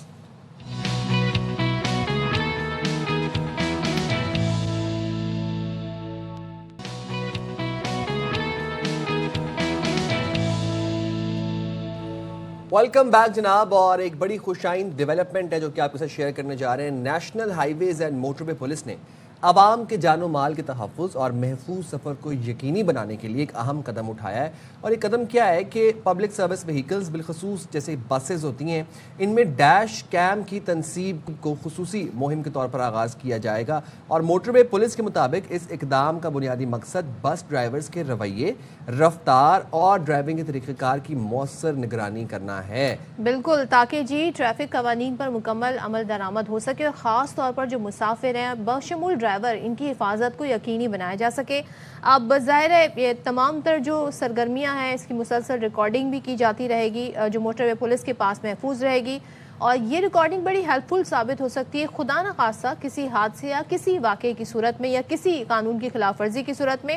تو کام کہتے ہیں جی ڈیش کیم کی تنصیب سے نہ صرف حادثات کی روک تھام ممکن ہو سکے گی بلکہ شفاف تحقیقات میں مدد بھی ملے گی. تو چلیں جی اس میں مزید بات کر لیتے ہیں. ہمارے ساتھ موجود ہیں D I G motorway police south zone Syed Farid Ali. Thank you so much Farid صاحب جوائن کرنے کے. سب سے پہلے تو ہمیں بتائیے گا بنیادی مقاصد یہی ہیں اور اس کے فیزز ہیں یا مرحلہ وار یہ مکمل ہوگا یا آپ نے پورا اس کا آغاز کر دیا مکمل طور پر؟ یہ اس طرح ہے کہ ہم پی ایس وی کمپنیز کے ساتھ کافی دیر سے کام کر رہے ہیں آن ویریس ایشوز. سب سے پہلے ہم شروع ہوئے تھے ان کے ساتھ کہ جو ڈرائیورز کا ڈیٹا ہم نے گیدر کرنا شروع کیا تھا. اس میں سب سے زیادہ ایک پرابلم ہمیں آ رہی تھی کہ ڈوزنگ ایٹ فیلڈ کے ڈرائیورز جو لمبی ڈرائیو کرتے تھے وہ سو جاتے تھے جس سے ایکسیڈنٹس ہوتے تھے. اس کو ہم نے کنٹرول کیا. ان کی ٹریکنگ کو ہم نے کیا. ٹریکنگ کا سب سے بڑا فائدہ یہ ہوتا ہے کہ اگر کوئی لیٹ سے آپ ٹریول کر رہے ہیں اس کے اوپر آپ کا پی ایس وی چل رہی ہے جو کہ یا اوور اسپیڈنگ کر رہی ہے یا لین وائلیشن کر رہی ہے, تو اگر آپ اس کا نمبر ہمیں دیتے ہیں تو at once we can track that vehicle اور اس کو ہم انفورس کر سکتے ہیں. اچھا جی آپ پلیز کنٹینیو کریں. جی اسی چیز کو ہم فردر لے کے جا رہے ہیں اور ایک ہم نے اپنا سافٹ ویئر بنایا ہے جس میں ان کا ڈیٹا انکلوڈ ہوتا ہے اور اس کی جو فردر وہ ایک ایڈیشن ہے وہ dash came. Initially with the bigger transports جس طرح ڈیوو ہے, فیصل موورز ہیں, انیشیلی ان کے ساتھ ہم نے کام کیا کہ اپنی سب گاڑیوں میں ڈیش کیمز لگائیں اور ڈیش کیم کے بغیر یہ ہائی ویز اور موٹر ویز پہ نہیں آ سکیں گے. اور یہ ہم آہستہ آہستہ سارے ٹرانسپورٹرز کے ساتھ انشور کریں گے کہ جو بھی پی ایس وی وہیکل آئے ہائی وے پہ یا موٹر وے پہ that should have A dash came. اگر ڈیش کیم نہیں ہوگا تو وہ وہاں پہ ٹریول نہیں. اچھا جہاں تک بسز کی بات ہے وہاں تک تو فرید صاحب ہم دیکھتے ہیں اب یو ٹانگ چل رہی ہے آج کل, وہ بڑی جدید بسز ہوتی ہیں, ان میں آلریڈی ڈیش کیم موجود بھی ہوتا ہے, ساتھ ساتھ سی سی ٹی وی بھی موجود ہوتا ہے ان کے اندر. بٹ جہاں پر ہم بات کرتے ہیں ہیوی ٹریفک جیسے کہ ٹریلرز ہو گئے, جیسے کنٹینرز ہو گئے, 12 ویلر 14 ویلر, ٹینکرز ہو گئے, ان میں کتنا امپورٹنٹ ہے کہ ان میں بھی ڈیش کیم کی تنصیب کی جائے تاکہ ٹریفک جو ایکسیڈنٹس ہیں ان کو اوائڈ کیا جائے. تو ان پہ امپلیمنٹیشن ہوگی؟ ان پہ بھی ہوگی اور اس میں انیشلی ہم بہت زیادہ کام کر رہے ہیں ود دا بگ کمپنیز جن کے ٹریلرز چلتے ہیں. انیشیل ان کے ساتھ کام کریں جس طرح آئل مارکیٹنگ کمپنیز ہیں, اس طرح اور بگر ٹرانسپورٹس ان کے ساتھ ہم بالکل کام کر رہے ہیں. اور ہمارا ان کے ساتھ ایک کولیبریشن اس طرح بھی ہے کہ ہم ان کے ڈرائیورز کو بھی ٹرین کرتے ہیں. رائٹ. اور وہ ہمارے آن گوئنگ کولیبریشن ہے ان کے ساتھ. رائٹ. اچھا وہ ایونچولی ہم ان کے اوپر ڈیش کیمز بھی لائیں گے, ان کی فیڈ بھی ہم لیں گے. تھوڑا سا بتا دیں ڈیش کیم ہے ان کا سرور آپ لوگوں سے کنیکٹڈ ہوگا, آپ کے پاس ہوگا یا ڈی وی آر سسٹم ہوگا, اور کسی حادثے کی صورت میں یا کسی قانون کی خلاف ورزی کی صورت میں آپ ان سے ریکویسٹ کریں گے فار دا ڈی آر؟ اس میں دو چیزیں ہیں. جہاں پہ یہاں پہ کچھ ایریاز پہ ہائی وے اور موٹر ویز کے اوپر پرابلم ہے کنیکٹیوٹی کی, ٹھیک ہے, لیکن جہاں پہ کنیکٹیوٹی ہے ہمیں لائیو فیڈ آ رہی ہوتی ہے ان سب کی. ٹھیک ہے. تو ہم لائیو فیڈ سے وہ دیکھ سکتے ہیں کہ اس وقت کی پرفارمنس کیا ہے اور وہاں سے ہم ریئل ٹائم انفورسمنٹ بھی کر سکتے ہیں. کہ لیٹ سے ہم یہ دیکھتے ہیں کہ ڈرائیور جو ہے وہ تھوڑا سا نظر آ رہا ہے کہ تھوڑا سا نیند میں ہے اور اتنا الرٹ نہیں ہے, تو اسی وقت ہم پوائنٹ کر سکتے ہیں کہ جی ڈرائیور کو الرٹ کریں یا ڈرائیور چینج کریں. اچھا, تو اگر وہ دوران سفر ہو پھر وہ کیسے ڈرائیور دوران سفر ہم کمپنی کو بتائیں گے اور کمپنی سے انشور کروائیں گے کہ وہ ڈرائیور کو کمپنی اور اسپاٹ پہ دوسرا ڈرائیور بھیجے گی. کیونکہ ایک ہمارے, میں آپ کو یہاں پہ گائیڈ بھی کر دوں کہ ایک ہمارا ایک لا ہے جس کو ہم انفورس بھی کر رہے ہیں کہ any P S C which is travelling for more than 4 hours اس کے پاس 2 ڈرائیور ہونے لازمی ہیں. اچھا, ہمارے یہاں 12 گھنٹے نہیں جی, وہ 2 ڈرائیورز ہونے لازمی ہیں تاکہ وہ ڈرائیور بیچ میں چینج ہو سکے. کیونکہ ایک ڈرائیور کے لیے اتنی زیادہ دیر ڈرائیو کرنا پاسبل نہیں ہے, وہ اس کو آف کورس تھک جاتا ہے اور اس کو. کیا بات کر رہے ہیں فرید صاحب آپ, مطلب 4 گھنٹے سے زائد اگر کوئی گاڑی چل رہی ہے تو اس میں 2 ڈرائیورز ہونے چاہیے تاکہ وہ شفٹ بائی شفٹ چلائیں گاڑی. بالکل بالکل. اور یہ آپ کہہ رہے ہیں قانون آلریڈی ہے لیکن اس پہ یہ ہے, ہم اس کو انفورس بھی کرتے ہیں. اچھا, یہ بتائیے گا کہ انفورس بھی کرتے ہیں, سزا جزا کا انفورس آپ کرتے ہیں وہی نا, اس میں سزا جزا کا تعین کیسے ہوگا؟ ابھی جو ڈیش کیمز لگ رہے ہیں یہ کوئی ای چلان سسٹم کے ساتھ کوئی سنکرونائزیشن؟ اس میں ہماری پینلٹیز ہوتی ہیں آن دا کمپنی. اچھا, جو پی ایس وی وہیکل جس طرح اگر کوئی میجر ایکسیڈنٹ ہو جائے اس میں خدا نہ خواستہ ڈیتھ زیادہ ہو جائیں تو وی میک شور کہ ہم اس کمپنی کو پینلائز کریں. ہم ان کی گاڑیوں کو پہ موٹر وے یا ہائی ویز پہ آنے سے کچھ عرصے کے لیے بین بھی کر دیتے ہیں.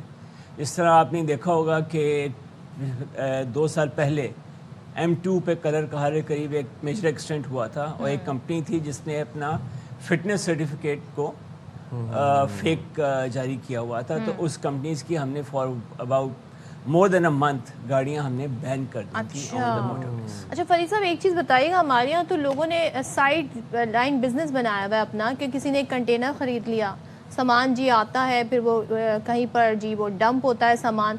ऐसे इंडिविजुअल्स या कोई ऐसे अफराद जिन्होंने 5 गाड़ियाँ लेके, बड़ी गाड़ियाँ लेके, बसें लेके जो है वो गाड़ियाँ चला रहे हैं, उससे पैसा कमा रहे हैं, उन पर कैसे कानून की एप्लीकेशन होगी? जो PSV व्हीकल्स हैं उसमें डैश कैम्स और फिटनेस के बगैर वो 100% इंश्योर हम करेंगे।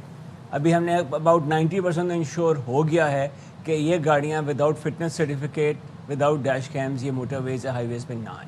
अच्छा, फिटनेस में ये डैश कैम का होना ज़रूरी है, तब फिटनेस सर्टिफिकेट? फिटनेस और dash cam are 2 separate things. Fitness certificate government issue करती है इंस्पेक्शन करने के बाद गाड़ी की, एंड वो ये इंश्योर करती है गाड़ी इज़ फिट फॉर ट्रैवल।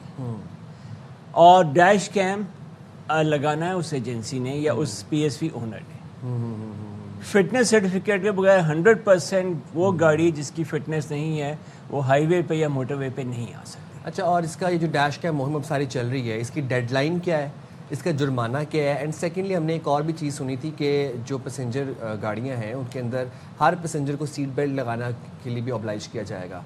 ये इसमें कितनी सदाकत है, ये क्या सीन है? जी, डैश कैम के लिए हमने तो इन्फोर्स कर दिया है कि विदाउट डैश कैम वो गाड़ी ट्रैवल नहीं करेगी। अच्छा, और दैट इज़ ऑलरेडी इन्फोर्स्ड।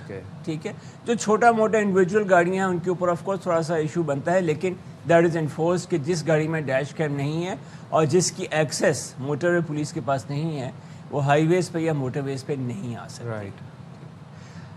जो आपने अगली बात की सीट बेल्ट वगैरह की, वो एक ऑनगोइंग प्रोसेस है।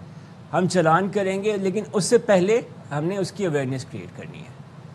अवेयरनेस क्रिएट करने के बाद इन्फोर्समेंट की तरफ जाएंगे। हमारा एक चूँकि बहुत बड़ा प्रोग्राम है विच इज़ एजुकेशन यूनिट, जिसके थ्रू हम ये अवेयरनेस क्रिएट करते हैं। तो जब तक पहले वो अवेयरनेस क्रिएट होगी उसके बाद आसानी से इन्फोर्समेंट की तरफ हम जाएंगे। लवली, ठीक है, thank you so much. Saeed Farid Ali साहब हमारे साथ मौजूद थे और सारी सूरत हाल पर बात कर रहे थे। बड़ा ज़रूरी है इन कवानीन का, और आप ही देखें हमारे यहाँ बहुत सारे कवानीन मौजूद हैं, लेकिन क्या उन पर इम्प्लीमेंटेशन, उनकी इन्फोर्समेंट नहीं कराई जाती है, जिसकी वजह से हम देखते हैं कितने बड़े बड़े नुकसानात से बचा जा सकता है अगर हम कानून के मुताबिक अमल दरामद शुरू करते हैं। तो अग्रीड।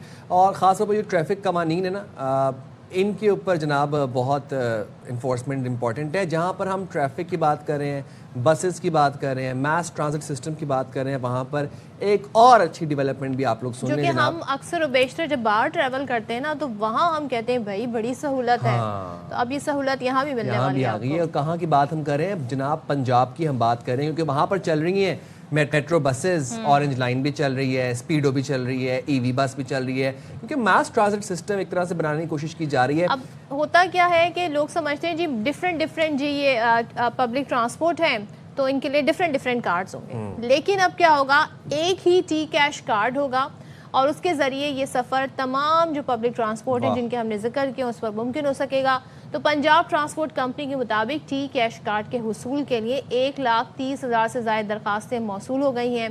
66,000 से ज़ायद शहरियों को टी कैश कार्ड जारी किए गए हैं। टी कैश कार्ड से शहरियों को कैश के बगैर टिकटिंग की सहूलत फराहम की जाएगी। नाइस। अब इससे क्या होगा, ना सिर्फ सफ़र आसान होगा बल्कि महफूज भी हो जाएगा। वो जो एक कैश का झंझट होता था, हर स्टेशन पे जाके कैश देना लेना, चेंज रखना, यस, वो तमाम तरह मसाइल हल हो जाएंगे। ये वही सिस्टम है जिस तरह से हम M टैग देखते हैं, इस तरह से अब ये टी कैश कार्ड भी आ गया है। अच्छी डेवलपमेंट है, उसको हम खूब सराहते भी हैं। ब्रेक पे जाएंगे, ब्रेक का टाइम हो रहा है, हाजिर होंगे ब्रेक के बाद। Stay there with us.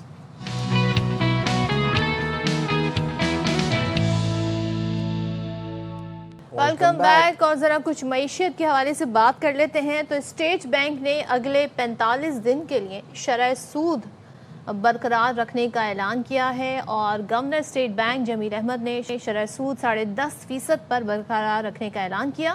तो गवर्नर स्टेट बैंक ने कराची में प्रेस ब्रीफिंग के दौरान बताया कि शरह सूद बरकरार रखने की बुनियादी वजह है महंगाई की शरह 7.5% पर बरकरार है और जून में महंगाई 7% से ऊपर जा सकती है, यानी अब जो जून आने वाला है तो बरामदात में कमी और दरामदात में इजाफा हो रहा है।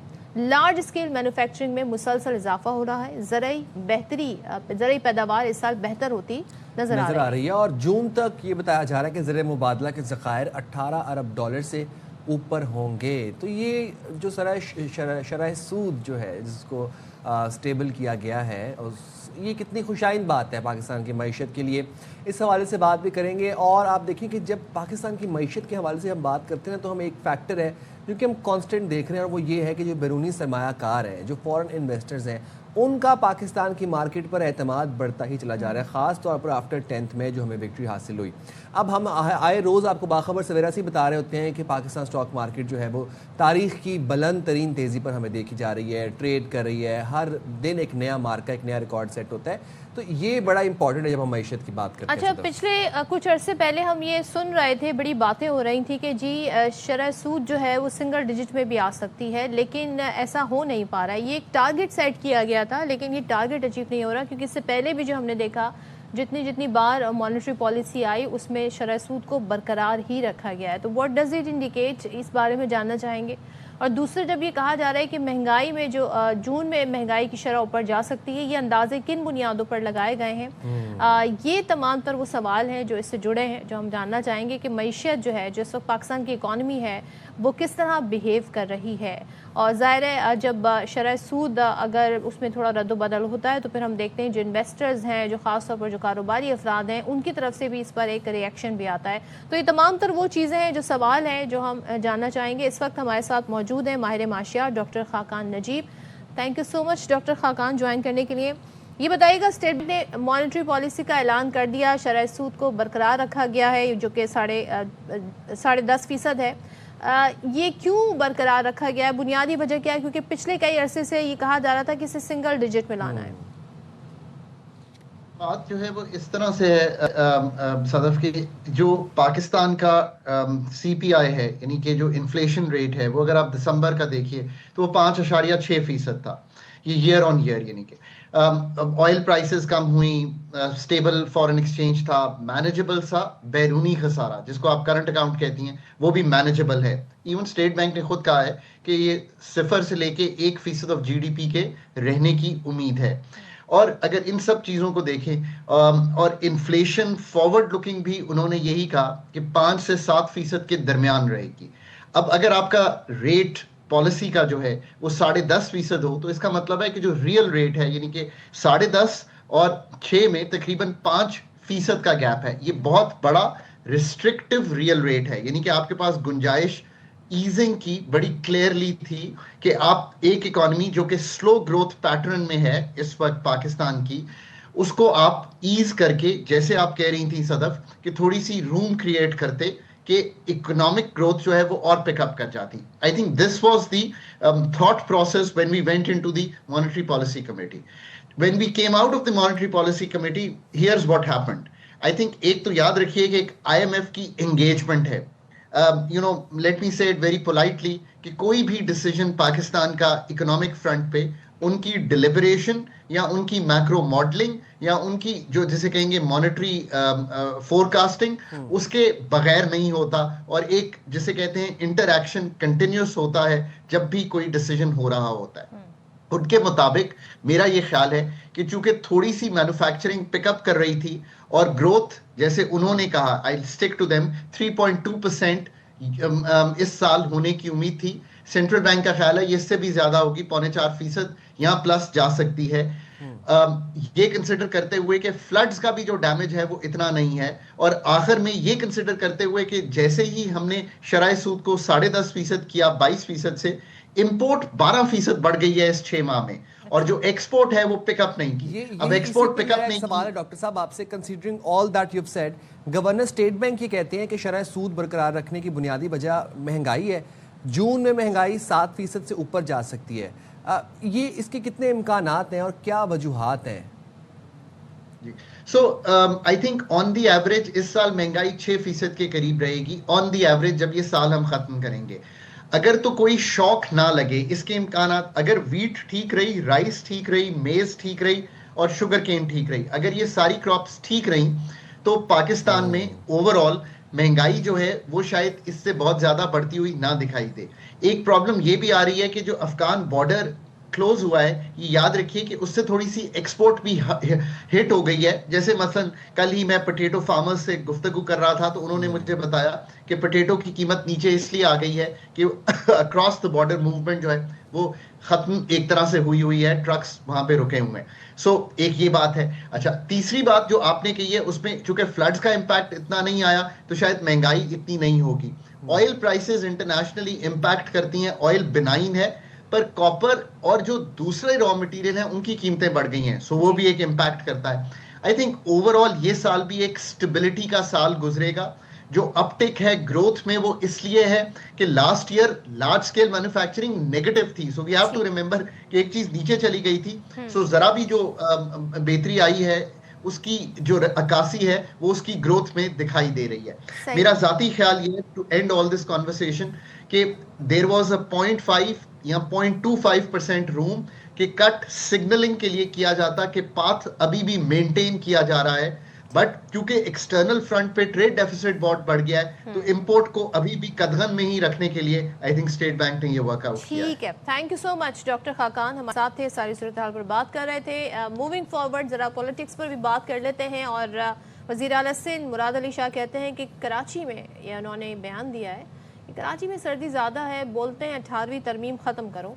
सो ज़ाहिर है वो एक तरीके से तंज कर रहे थे। तो इल्ज़ाम तराशी का वक्त नहीं, बातें करने वालों को कहता हूँ पर्दा ना उठाओ तो बेहतर है। फिर उन्होंने कुरंगी कॉजवे पुल का इफ्तिताह किया, उसके बाद वो मीडिया से गुफ्तगू कर रहे थे। कहते हैं जी कि इंक्वायरी कमेटी काम कर रही, किसी के पास तब तकरीब कारी के सबूत हैं। चलें जी, फिर इस हवाले से बात कर लेते हैं। हमारे साथ मौजूद है सिंध असेंबली में अपोजिशन लीडर और MKM पाकिस्तान के रहनुमा अली खुर्शीदी साहब। शुक्रिया अली खुर्शीदी साहब, आपने बाखबर सवेरा के लिए वक्त निकाला। वज़ीर आला सिंध ये कह रहे हैं कि कराची में सर्दी ज़्यादा है, बोलते हैं 18वीं तरमीम ख़त्म करो। वो कहते हैं कि इल्ज़ाम तराशी का वक्त नहीं है, बातें करने वालों को मैं ये कहता हूँ कि पर्दा ना उठाओ तो बेहतर है। तो उनके इस बयान पर आप क्या कहेंगे? वैसे सबसे पहले तो बहुत बहुत शुक्रिया। और देखें, बात हमारी जानिब से चेयरमैन मुत्तहिदा कौमी मूवमेंट पाकिस्तान डॉक्टर खालिद मकबूल सिद्दीकी ये बात बारहा कह चुके हैं कि हम 18वीं तरमीम की मुखालिफ नहीं है। 18वीं तरमीम में तो हमने वोट की है। 18वीं तरमीम जिस ट्रू स्पिरिट के साथ इम्प्लीमेंट होनी चाहिए थी सूबों में, उस अंदाज से नहीं हो सकी है। 18वीं तरमीम डेवोल्यूशन ऑफ पावर के लिए थी, और आज की तारीख में जब अब 15-16 साल गुजर चुका है इस पाकिस्तान में 18वीं तरमीम होने के बाद, तो सूरत हाल ये है कि एक्यूमुलेशन हो गई है पावर की। पहले इख्तियारात और वसाइल एक वज़ीर आज़म के पास होते थे, आज वज़ीर आज़म प्लस 4 वज़राए आला के पास जो है वो फाइनेंशियल अथॉरिटी वो जो पाक हो जाती है। अब उसकी मर्ज़ी किस डिवीज़न को, किस ज़िले को, किस टाउन को कितने फंड्स जारी करे। तो इसका कोई ऑटोमेटेड सिस्टम होना चाहिए। जिस प्रोसीजर से NFC के पैसे सूबों में आते हैं उसी प्रोसीजर से पैरेलल ये तकसीम, ये जो डेवोल्यूशन है, ये जो है वो डिवीज़न में, फिर अजला में, फिर टाउन में, तहसील में, तालका में हो जाना चाहिए था, जो कि अनफॉर्चुनेटली नहीं हो सका है। मैं फिर दोबारा रिपीट करूंगा, 18वीं तरमीम को in true letter and spirit implement करने की बात मुत्तहिदा कौमी मूवमेंट पाकिस्तान की जानिब से हमेशा की गई है। और रिसेंटली चेयरमैन खालिद मकबूल सिद्दीकी भाई ने जो है इस बात को जो है वो दोबारा ये बात कही है कि जब तक आप इसको ट्रू लेटर एंड स्पिरिट में इम्प्लीमेंट नहीं करेंगे तो उस 18वीं तरमीम का जो मकसद है उसको आप हासिल करने में पूरा नहीं हो सकता। खुर्शीदी साहब, मुझे एक चीज आइए, आप लोग कहते हैं जी हुकूमत की हमने कोई बात नहीं सुननी है जब तक कि वो जुडिशल कमीशन ना बना दे, तो क्या आपके इस तरह करने से जुडिशल कमीशन बन जाएगा? वेल, देखें, इस सवाल के बहुत सारे जवाबात हैं। ये जो कल हमने जो असेंबली में एहतजाज किया है, इस चीज़ को समझने की ज़रूरत है सदफ आपको कि ये जो एहतजाज था उसकी बुनियादी वजह ये बनी। देखिए, हमने सारा 10 दिन का अरसा गुजर चुका है, गुल प्लाजा का इतना एक कौमी सानिया हो गया, 80 से ज़ायद अमवात हो गई, लोग शहीद हो गए, लोगों के वर्सा को उनके जो लवाहिकीन हैं उनको जो लोग शहीद हुए हैं उनके बाकियात तक नहीं दिए जा रहे। ये कौन सी हुकूमत है? ये कोई बनाना रिपब्लिक है? हमने वॉकआउट किया, हमने डेमोक्रेटिक तमाम नॉर्म्स को जो है वो फॉलो किया, हमने इस पे प्रेस ब्रीफिंग की, हमने, और हर जगह हमारा एक ही मुतालबा था। मैंने जब असेंबली के फ्लोर पे बात की थी इससे पहले जुम्मे वाले दिन, तो मैंने यही बात कही थी कि खुदारा اس پہ سینس پریویل کرنا چاہیے. حکومت کی جانب سے جو انکوائری کمیٹی تشکیل دی گئی ہے اور جس کی سربراہی کمشنر کراچی کے پاس ہے, کمشنر کراچی کو تو خود انویسٹیگیٹ کرنے کی ضرورت ہے, کیونکہ جو ذمہ داریاں صاحب, لیکن جب آپ نے گل پلازا کا چھیڑ ہی دیا ہے تو ویسے بتائیے گا کیا ایم کیو ایم سانحہ گل پلازا پر جو وفاق کی طرف سے رسپانس آیا اس سے مطمئن ہے؟ خالد مقبول صدیقی صاحب نے سانحے کی اعلیٰ سطح پر تحقیقات کے لیے وزیر اعظم کو ہنگامی خط بھیجا تھا, وہ اس خط کا کوئی جواب آیا؟ دیکھیں, آپ نے خود ہی سوال میں پوچھا ہے کہ جی خط لکھا تھا, تو بالکل جی خط لکھا گیا تھا اور ہم نے وفاق سے یہی بات کی تھی کہ دیکھیں وفاق کو کردار ادا کرنا ہوگا. وفاق کہ شہر کراچی جو ہے وہ معاشی ہب ہے, اور جب معاشی ہب ہم جب کہہ رہے ہوتے ہیں تو 60 سے 70% ریونیو اس شہر سے جو ہے وفاق لے کے جاتا ہے. میں نے تو کل اپنی پریس کانفرنس میں یہ بات کہی ہے کہ خدا را ذمہ داری کا مظاہرہ کرے وفاقی حکومت بھی. وفاقی حکومت نے جو چپ سادھ لیے اور ایک روایتی بیان بازی وزراء کی میرے نظر میں آئی ہے, یہ کوئی سیٹسفائنگ اسٹیٹمنٹس نہیں آ رہے ہیں وفاقی حکومت کی جانب سے بھی. ہم بحیثیت اتحادی وفاقی حکومت, چیئرمین متحدہ قومی موومنٹ پاکستان نے وزیر اعظم پاکستان کو خط لکھا. ایز آف ٹوڈے جب میں آپ سے بات کر رہا ہوں تو اس پہ کوئی رسپانس نہیں ہے. سب کٹہرے میں آئیں گے, سب آنسریبل ہوں گے, اس چیز کو سمجھنے کی ضرورت ہے. اچھا, میں استعفے والا سوال پوچھنا چاہ رہی ہوں کہ انہوں نے 2 ٹوک اعلان کیا ہے کہ مصطفیٰ کمال نے کہ نئی آئینی ترمیم میں بلدیاتی اختیارات کی شق شامل نہ کی گئی تو ایم کیو ایم تمام اراکین سمیت استعفیٰ دے دیں گی. بات نوبت یہاں تک آ گئی ہے, کیا دے دیں گے آپ لوگ استعفیٰ؟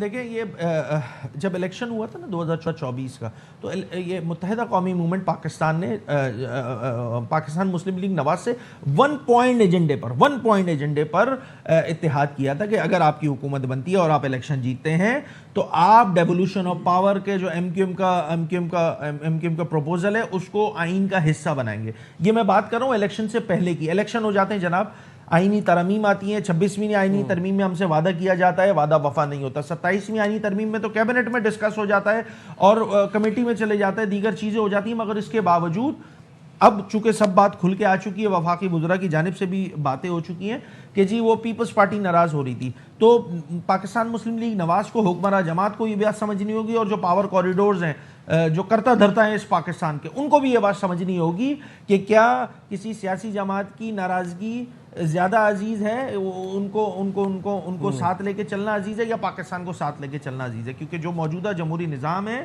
اس نظام کے اثرات اور ثمرات ایک عام آدمی تک پہنچنے کا واحد ٹول جو ہے وہ financially empowered local government system ہے.